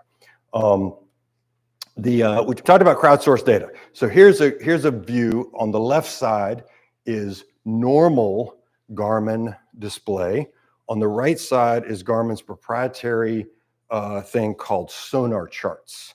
There's an equivalent in Raymarine. I forget what it has. I can only see this on my iPad running the Navionics app because my version of Raymarine is so old. I can't, there's no switch to turn on the cooler. What these come from is anybody whose boat is properly configured, and back to your question about how am I certain about configuration of the sonar, what it does is if you've got one of these modern Garmin's or modern Raymarines and it's all Wi-Fi enabled and you're getting constant real-time or periodic chart updates live, if you enable this function, you are also transmitting your soundings every time you're underway, which is awesome. So here we've got a fix to the 1939 data. This is near real-time crowdsourced data, but what if that person didn't have their sonar configuration turned on properly? They don't come check your boat before you become one of the crowdsourced contributors. Now, hopefully, just like Waze and Google Maps, I mean, the same kind of crowdsourced stuff as we drive along the highway is, there's a little, speed trap. 9 reported. I'm going to slow down for that one because that means, at least 9 people who've gone by have clicked on the screen on Google Maps and said there's a policeman sitting there taking, radar pictures. You asked earlier about AI. The one good thing about Google Maps is instead of scattering 9 different police symbols all along Highway 50, because every single person that drove by touched the screen and reported a police trap at a different moment and a different GPS coordinate, different lane they were in, it fuses them together, and that's low-end AI. Garmin, I trust them, multi-billion-dollar publicly traded company, they're doing some kind of fusion. So if somebody cruises by and their boat Fatho reports 4 feet instead of 12, they're going to discard that, and they're only going to take the center of the bell curve. Now, it is interesting that even though that was a 1939 sounding, it says 3 feet. When I zoomed way in, there in fact is a shallow spot now. And then, similarly, on the chart without sonar charts turned on, it's a green plus, not particularly helpful. Herring Bay anchorage, good holding, March 22. Okay, someone got away, didn't say what actual depth was observed. Somebody got away with it, but sonar charts shows that where that person was when they pushed that button were somewhere between 8 and 6 feet. So this is much more conservative. That's going to keep you safe. That's good. I like conservative. Some other of these crowdsourced items, sandbar extends west. Well, I'll try and keep my language. Well, no kidding. Of course it does, because the red marker is not like a point. And so that's not helpful. And then I appreciate fishermen, but bar for perch might not have been worthy of dropping a little point on, because I see those points and I usually query them if I'm going to check it out. The top 2, again, now I remember, Garmin Active Captain, you mentioned that earlier. Similarly, the Active Captain app allows that same sort of contribution. And then when you display the Active Captain layer, you see this extra stuff. You also see the crowdsourced comments. Now, less accurate, hence my caution symbol, is track sharing. There are several available. The Waterway Guide, which is this great book that you've got, and they've got an excellent website as well. There's a Waterway Guide alerts function. I encourage you to ignore it because it's just as helpful. Oh, yeah, and this one, which is a floating platform, somebody labeled, it's the net. I'm from Tennessee, I can use that accent. I don't know what that means, but it's not the net. It's you click on it on the ENC and it says platform, comma, floating, comma, condition ruined. So I don't even know if that platform's still there. There's another platform that's much closer to Harrington North's entrance, which I do see, but I don't know if that one's still there. But anyway, so I discourage you from that mainly because the fidelity of the inputs, as you can see, isn't always reliable. But the risk, which I think is greater, is that, and same with Facebook, I just on my own Facebook group, someone posted a question the other day saying, hey, a few days ago, somebody posted that there was a floating log at the approach to Port St. Lucie. It's like, are you kidding me? And so I tried to not come off the top rope and say, Facebook crowdsourcing of moving water hazards in particular is not the most reliable source. So I wouldn't use that. But so that's a plus. But we've talked a lot about how to set up your chart plotter. So I want to go over the real fundamentals, and I realize I'm getting close to time, so I've got to speed it up here. A few more slides to go. There's a difference between north up and head up.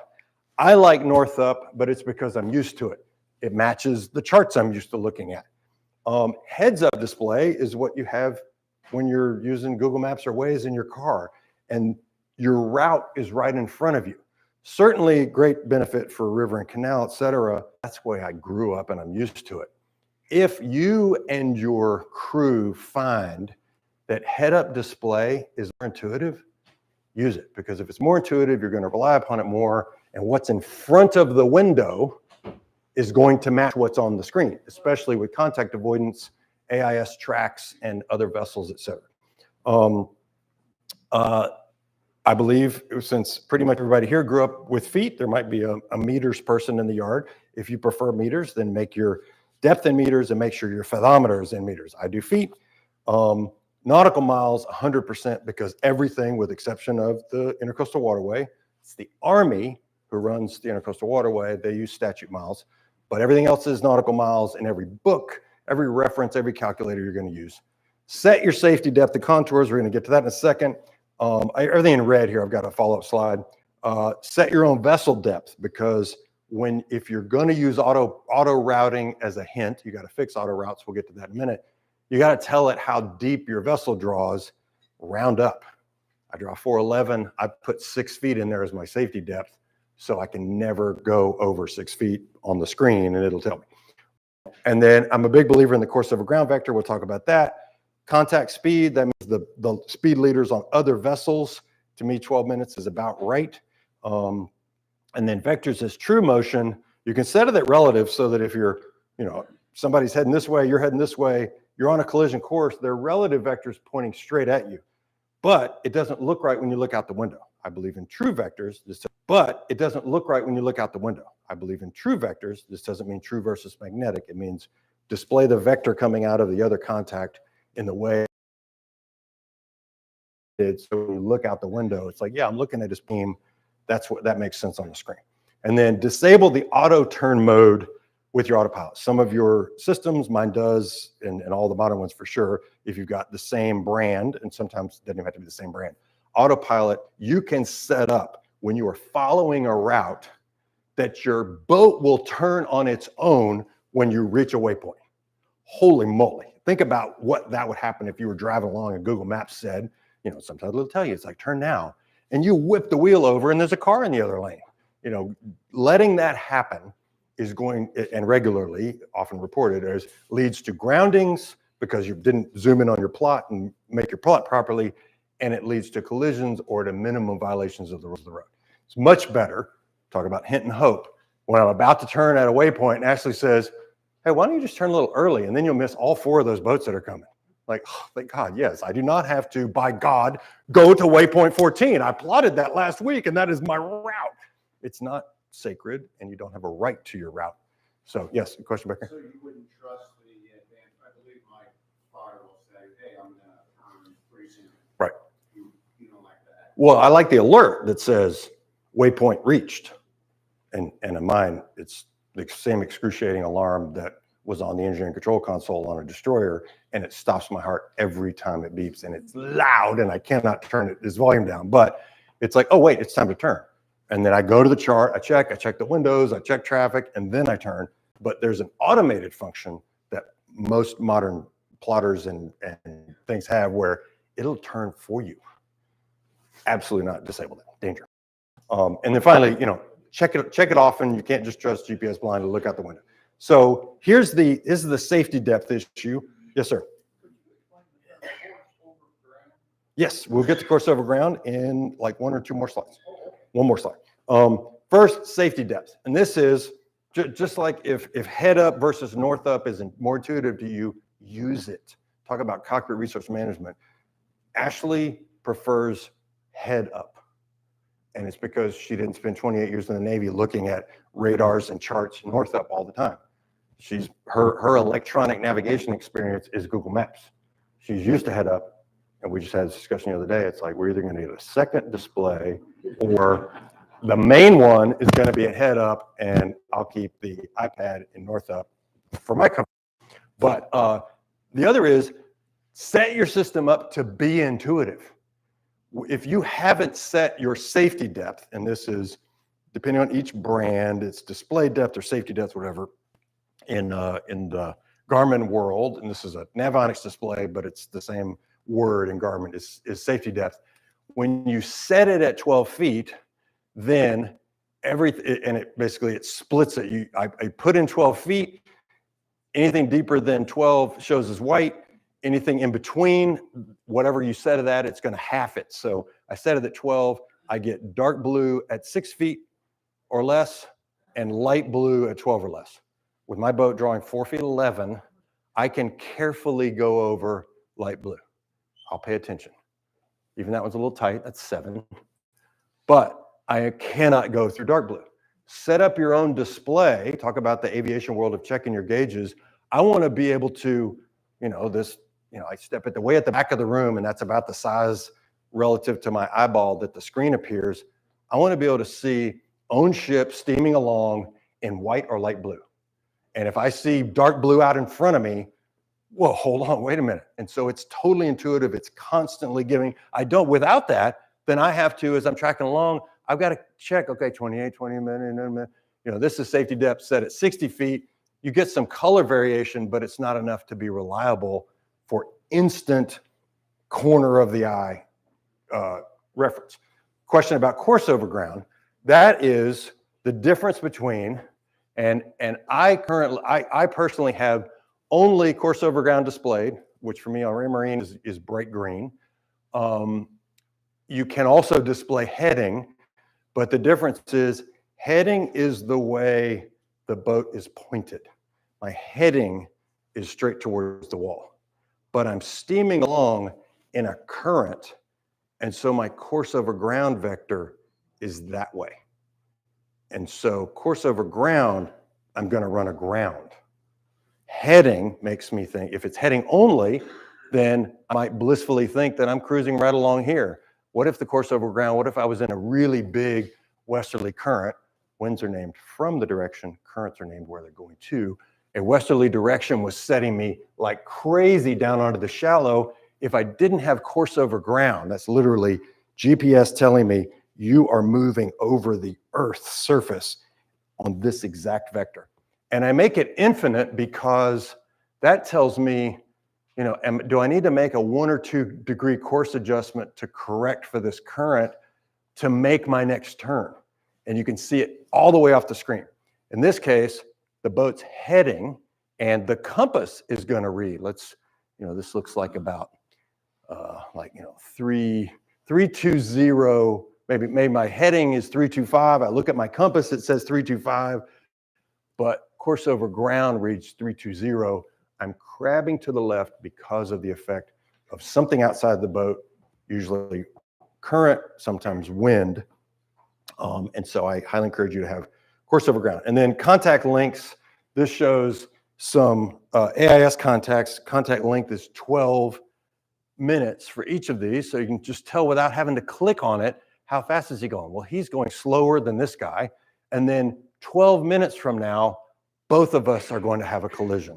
So that's, again, an intuitive thing. If you set it less than 12, then some really slow-moving vessels, they're going to have such a short, stubby vector that it may be hard to see. Oh, and then the right side is a screenshot of a real vessel underway, just a slight difference between heading and course over ground vector, very minimal current is affecting that. Then auto routing, we talked about that, and that's where you put your own depth in. The auto routing algorithms are getting better, but they're still not reliable without flying the route. And so what I did, this is Garmin display, Navionics was the tool, but it's Garmin's data. I wanted to go to St. Michael's, so I just clicked once for own ship for the start of the track, and note, this is Herring Bay.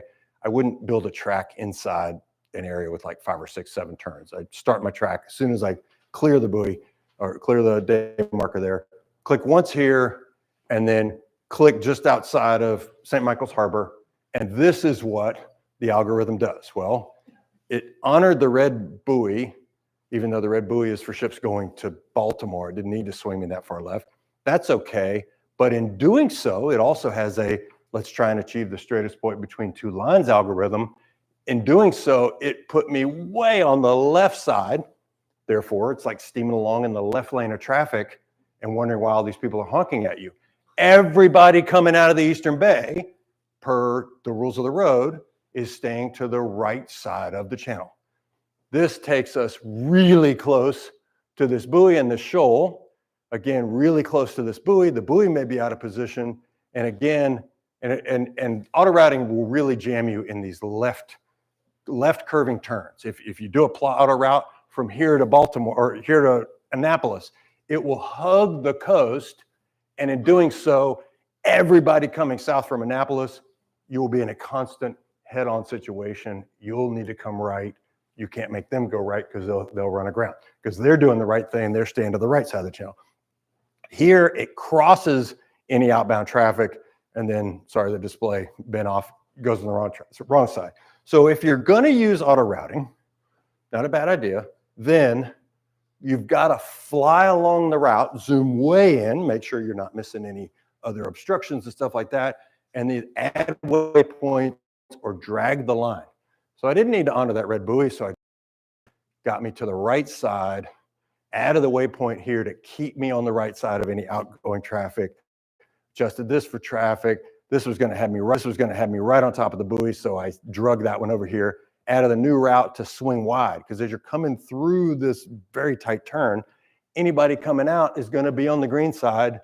The previous auto route cut the corner, would have created a collision, and then same here, I did that. So if you're going to use auto routing, and certainly auto routing is great for a quick trip. It's like, hey, Ashley, let's go up to Philadelphia. How long is that going to take? Click here, click Philly, auto route, takes 30 seconds, goes, and I know how long how long in distance and how much time it's going to take. For voyage planning, start with the end in mind. We get into that in the afternoon session if you're coming there. Equipment configuration, 13 and 16, always. You're required to do bridge-to-bridge communication on the channel 13, which by law is only 1 watt, so it only transmits just a few miles. You can talk on 13 as long as you want. It's not a hailing channel. It is the bridge-to-bridge navigation and collision avoidance channel. If you need to call somebody by name and make arrangements, do it on 13. Everybody needs to have them both. Pretty much nobody here's got a radio probably that does not have a dual watch function. Even my handheld has dual watch because all decent radios younger than 20 years old have 2 receivers and 1 transmitter. So you can always have 16 in the background and 13 as your primary if you need to talk to somebody. If your radio screen looks like this at the bottom right, no MMSI, or if it says no position, or if it has zeros for Latin long, then the most valuable invention in decades, the digital selective calling or DSC system, is completely useless and unavailable to your boat. If you have GPS wired into the back of your radio, that's where you'll see the position. If you see no position or zeros, you got a problem. Or if you see no MMSI, when in an emergency, and you lift and press the button for 5 seconds underneath the red cover that says distress or alert, little red toggle. It's like launching, missiles or something. Little red button here. You press, you hear a beep. On some advanced radios and HF radios, you can select what the nature of distress is, but most of our radios don't have that. What it does is it transmits over the digital channel 70 your position that you're in trouble, and because your MMSI number is registered with the description of your vessel, it knows when I press the button, it's a white over blue hulled 42-foot power vessel, and here's my position, and I'm in distress.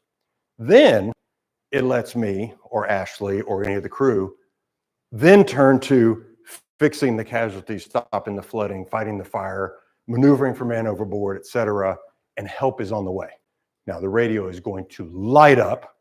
Coast Guard's going to call you. They're going to try and work you through their checklist. And no kidding, there's nothing disparaging about the junior watchstander who responds to a DSC alert. They have a checklist. They're in the Coast Guard. I was in the Navy. We do checklists. They want to save your life. And that first step is communications. Answer up and just say, I'm in the middle of fighting a fire, more to follow. And they're going to wait. If not, then they're going to go through does everybody on board have their life jackets on, all that stuff. So, and the AIS, for those of you who've got it, another great invention. Vessels can transmit their location. It is required by law for everybody 200 tons or greater.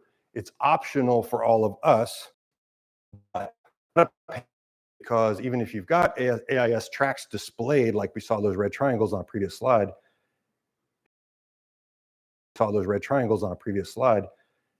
everybody doesn't have it.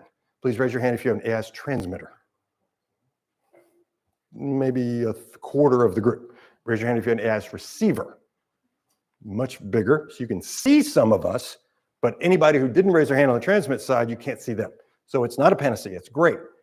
The big ships are probably not going to run you down. It's the smaller ones with AIS who might, but the ones that don't, you're not going to see them. And then finally, I'm a big fan of radar reflectors, be visible, have binoculars. There's only one standard for boat use, and it's 7x50. That means 7 times magnification, 50 degrees is the viewable angle in degrees.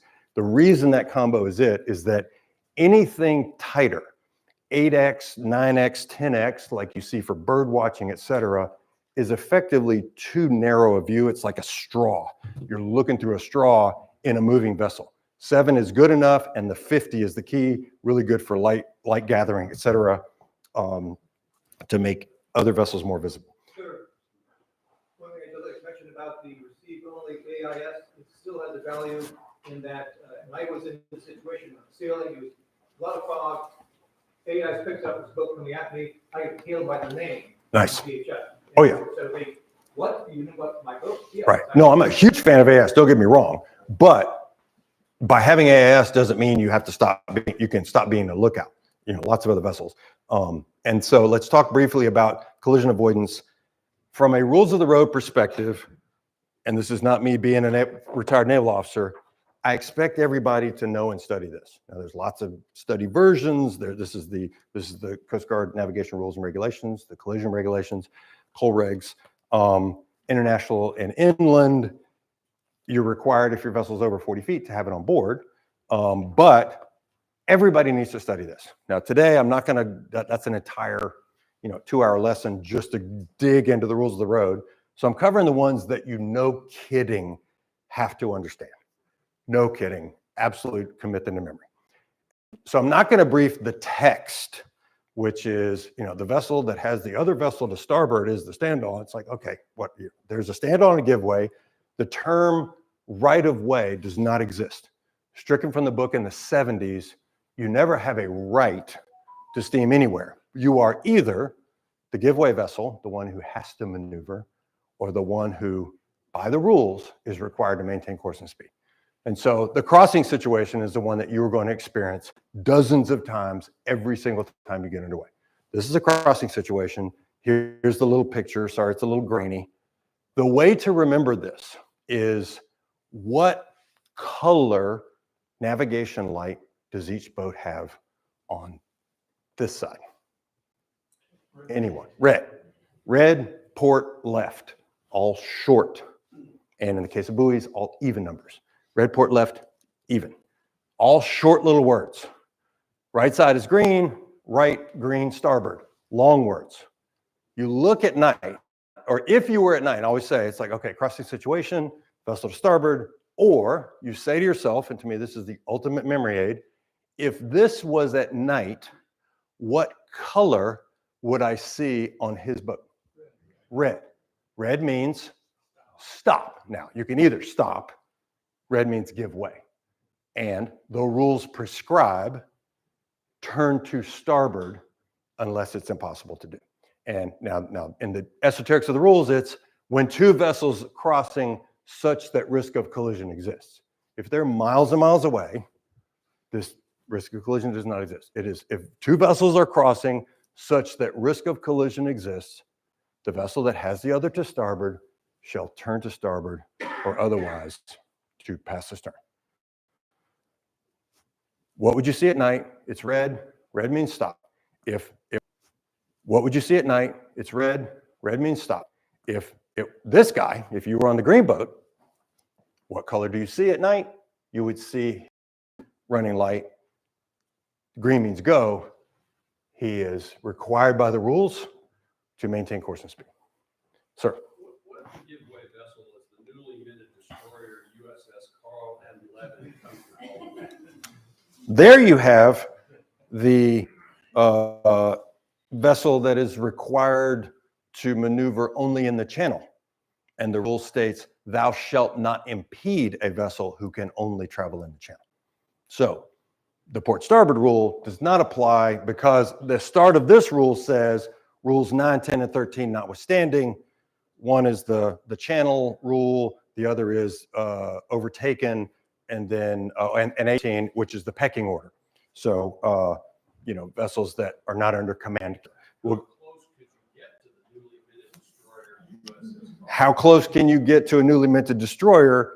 That then applies the Coast Guard rules codified in Code of Federal Regulations, which is the military exclusion zone. And Well, the gunboat. yes, well, no, yeah, I mean, like when I was in command and years earlier, we always had our small boat in the water to do that initial intercept to determine hostile intent so that enthusiastic sailors on my vessel with 50 cals wouldn't respond. But I want to stern. yeah, no, you're good. It's called the Naval Vessel Exclusion Zone, and I cannot remember the yardage. I want to say it's 250 yards, but it might be 500 yards. 500 yards, that's a long way. And it's naval vessel specific, applies to, and when in doubt, if it's gray or white with a big red stripe on it, then stay clear.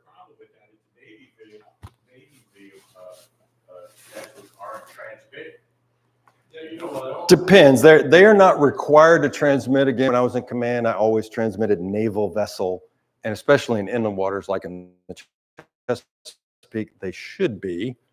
Post the collisions in Japan, that was changed. And in fact, they used my squadron documents to change that.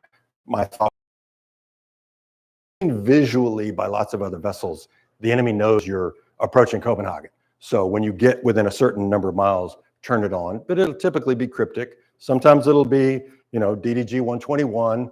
You can call, Naval Vessel 121. Usually it'll say government vessel or naval unit. Sir.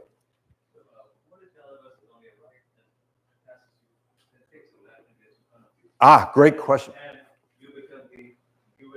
No, you do not. The rules are very clear that over time, the question was, what happens if somebody overtakes you from behind and then turns? The rules are very clear that an overtaking situation, which is when someone is approaching you 22.5 degrees abaft of the at night, they would only see your white stern light from that direction, then it's an overtaking situation. The vessel who's overtaking you has to keep clear. And the rule's very clear that at no point, if the relative angle between the two vessels change, does an overtaking situation become a crossing, or does a head-on situation become a crossing because the angle has changed. Whatever it started with is what applies the whole time. So no, they cannot overtake you, and then cross your bow. They're still going to do it, but, sir. When you hail other vessels in international waters, are the other captain, is the other captain required to speak English? Yes, absolutely. IMO rules 100%. English is the language of the sea. Not French? No, it used to be French in the 60s. I mean, it was optional. It was French and English together because it's part of the UN, and, but no, it's all 100% English. Absolutely. And now there may not be an English speaker on watch, but in the Chesapeake, you encounter any ship, a Maryland pilot or a Virginia pilot is on board, an American who speaks perfect English, and he's going to be doing all the talking on the radio. But if you're offshore, they will get someone quickly to the bridge who speaks English.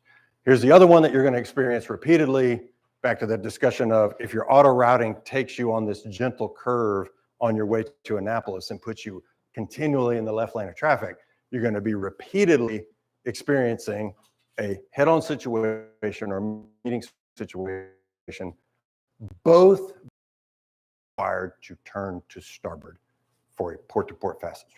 Now, it says preferred. You can do a starboard to starboard. A different section of the rules says whatever course correction you make in either of these situations must be clear and obvious to the other vessel.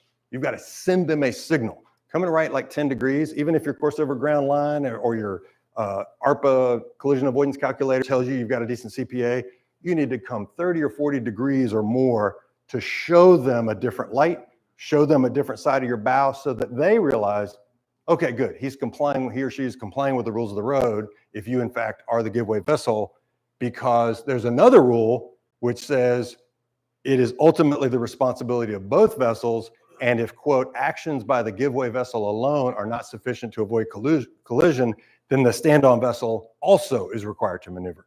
But if you do this early enough, somebody's zooming down the bay straight towards you, you come around like 15 or 20 degrees so they can see your turn and they can see it on radar. They do the same. You do a nice, safe port-to-port passage. The phrase left is rarely right applies in both of these. In that crossing situation, turning to the left to avoid that vessel only works if you turn left and go the other way. Similarly, turning left is an option, but it's not the preferred, and it's not what I expect. We all should read the same book, therefore we all should expect that. And then finally, Rule 18. The bottom line is none of this applies to us, with exception of the sailing vessels here. Meaning, if in doubt, if you think it's a commercial fishing vessel, or constrained by draft doesn't happen in the United States, only in international waters, if someone's displaying restricted ability to maneuver, like a dredge, ball diamond ball visible in their superstructure, big black ball diamond ball, not under command, 3 black balls, adrift or whatever, or they're saying it on the radio, stay out of their way. They have privileges by that status. Now I zoom in, stay out of their way. They have privileges by that status. Now I zoom in on F, and the little memory aid on the right, new reels catch fish, so purchase some weekly is a great way. There's also some inappropriate, more ribald versions to memory aids that you may be familiar with. We're teaching this one today. Fishing, emphasis on commercial.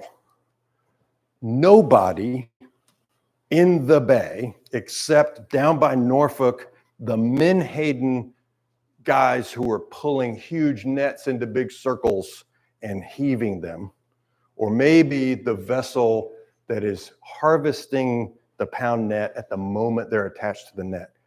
The rules are very clear. Fishing vessel, not only do they have to, they apply for this. Fishing vessel, not only do they have to, they apply for this status, and it's in their insurance and all that stuff. To be a fishing vessel in the rules of the road terms, your gear must hamper you to maneuver. Not the same as restricting an ability to maneuver, but your gear must somehow be hard, like you're pulling, shrimp trawlers off the Mississippi Gulf Coast, or pulling huge, big, heavy trawls on the bottom, and it's really hard for them to turn.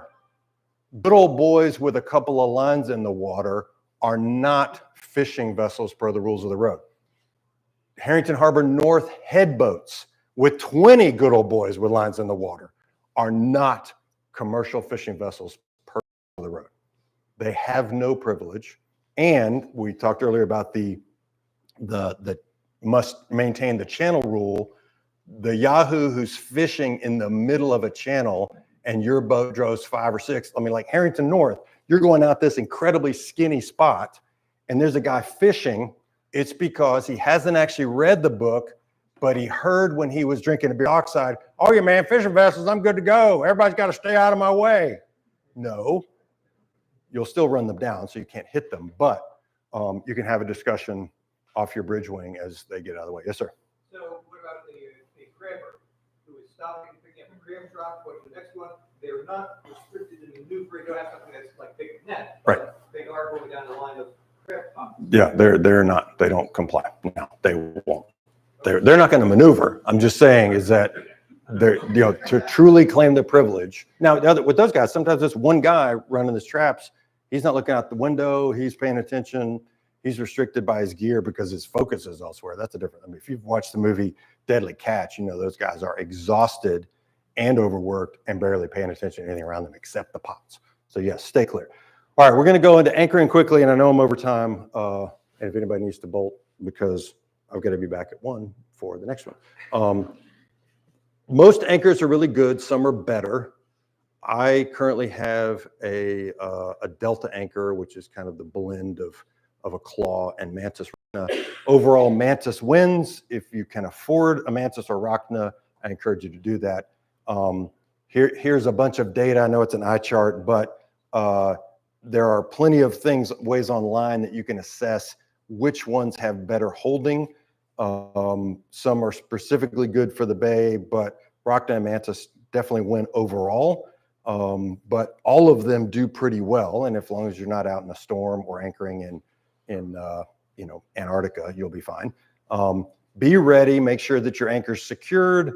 Your shackle should be shackled to the anchor. If you've got a swivel, it should not be right next to the anchor. It should be attached with its own short line so you don't get bind. And then, you know, you don't want the boat popping off or the anchor popping off. So there's ways to keep your anchor on deck when you're not ready to anchor. But when you're actually going to do it, certainly we talked about brief the plan, get the anchor ready to go, stop the boat, slight sternway. I've got these in quotes because those are the commands that we use on our boat. I encourage you to come up with something similar. Let go the anchor. Some boats, the person on the bow has to do it, or you can power down if you've got a windlass. Fully release the brake or power down with the windlass, and then 5-to-1 scope. And that is, check the little diagram here, you add your own height of your bow roller to the surface of the water plus the depth. So if I'm anchoring in 7 feet of water, my bow roller's 3 feet up, that's 10 feet total. I need at least 50 feet of line out, and it's to get the anchor pulling at the correct angle to hold me at the bottom. I've seen repeatedly when we've been anchored, other boats come by and they'll just put the tiniest bit of anchor and rode in the water as if the anchor's got some magic claw effect on the ground. Your anchor holds your chain in place. Your chain catenary keeps shock absorbing. Weight does matter. Heavier anchors do better, but the number one biggest contributor is having enough scope out. So if you feel like you're dragging, lots of apps will tell you you're dragging. Continue to take position. This is a time where you can zoom way in on your chart plotter, turn on track. So, and then if you start seeing little tiny squiggly lines as your boat's kind of hanging around the anchor, you know you're good. If you see that little track line going straight in one direction, you're dragging. You don't need to re-anchor. You need to put out more line. There's no such thing as a bad bottom. Your anchor will bite. They're all designed that even if they turn over, they're going to turn right back up and dig in. Getting enough scope is the key. Yes, sir. Correct. You can never have too much change. Just more work to get back in, especially if your windlass breaks. But yeah, when in doubt, do more. And you can see the specifics here. You know, overnight 8-to-1 ratio. If you're expecting weather, at least 10-to-1 in this situation. If you're in 20 feet of water, that's 100 feet of line. You may have heard of kellets, which are these weighted objects that you slide down your line.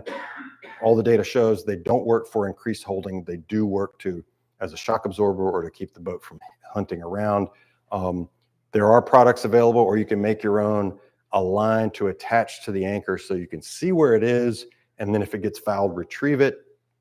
I'm not going to say that they're pointless, but I went on blogs of a lot of long-range cruisers, and many of them said, you know, they've tried it and it got tangled on their line or on their gear. If you do consider using this, it's nice to see where your anchor was, but then come forward and actually take the buoy on board so that it doesn't get fouled. But, and then finally, some recommended reading. I've got them laid out in what I consider kind of order of preference. This one's just a guide, but you know, I want you to know the rules of the road. Some very handy little placards as reminders. Here's on one side, it's got the same buoyage diagram that I had on a previous slide. On the other, it's got the rules of the road as well as nights that you see at night, or lights that you see at night. I've got one on my boat. I think of myself as an experienced mariner. It's not a bad little reference, especially for inexperienced crew. If they're at the helm, great thing to have. Next in order, I encourage everybody to get the latest version of Nigel Calder's amazing book, How to Read a Nautical Chart. And then pretty much my favorite, even though it's got kind of what sounds like a basic title, Boat Navigation for the Rest of Us, Captain Bill Brogdon, the late Captain Bill Brogdon, Coast Guard Captain, buoy tender, master navigator. I have used this book on every ship that I've served on to train junior officers because it is so intuitive. Next is Chapman's, which is everything rolled into one. And then finally, if you want really in-depth radar training and how to optimize the radar on your boat, Radar for Mariners by David Birch.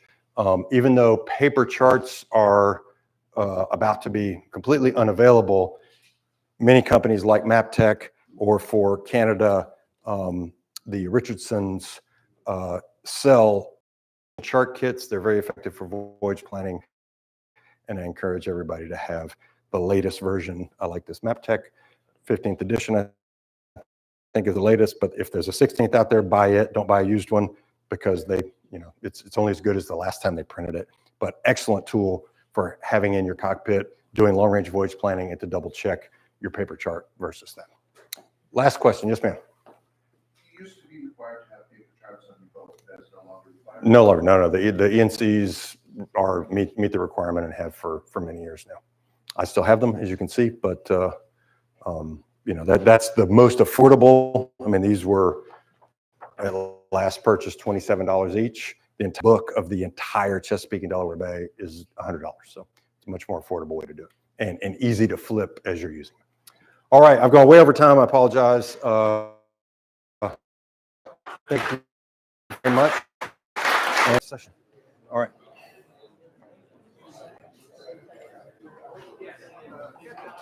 H.R. 2 Dusendorf. Oh, no way. Great to see you. Nice to meet you. Just one correction, sir.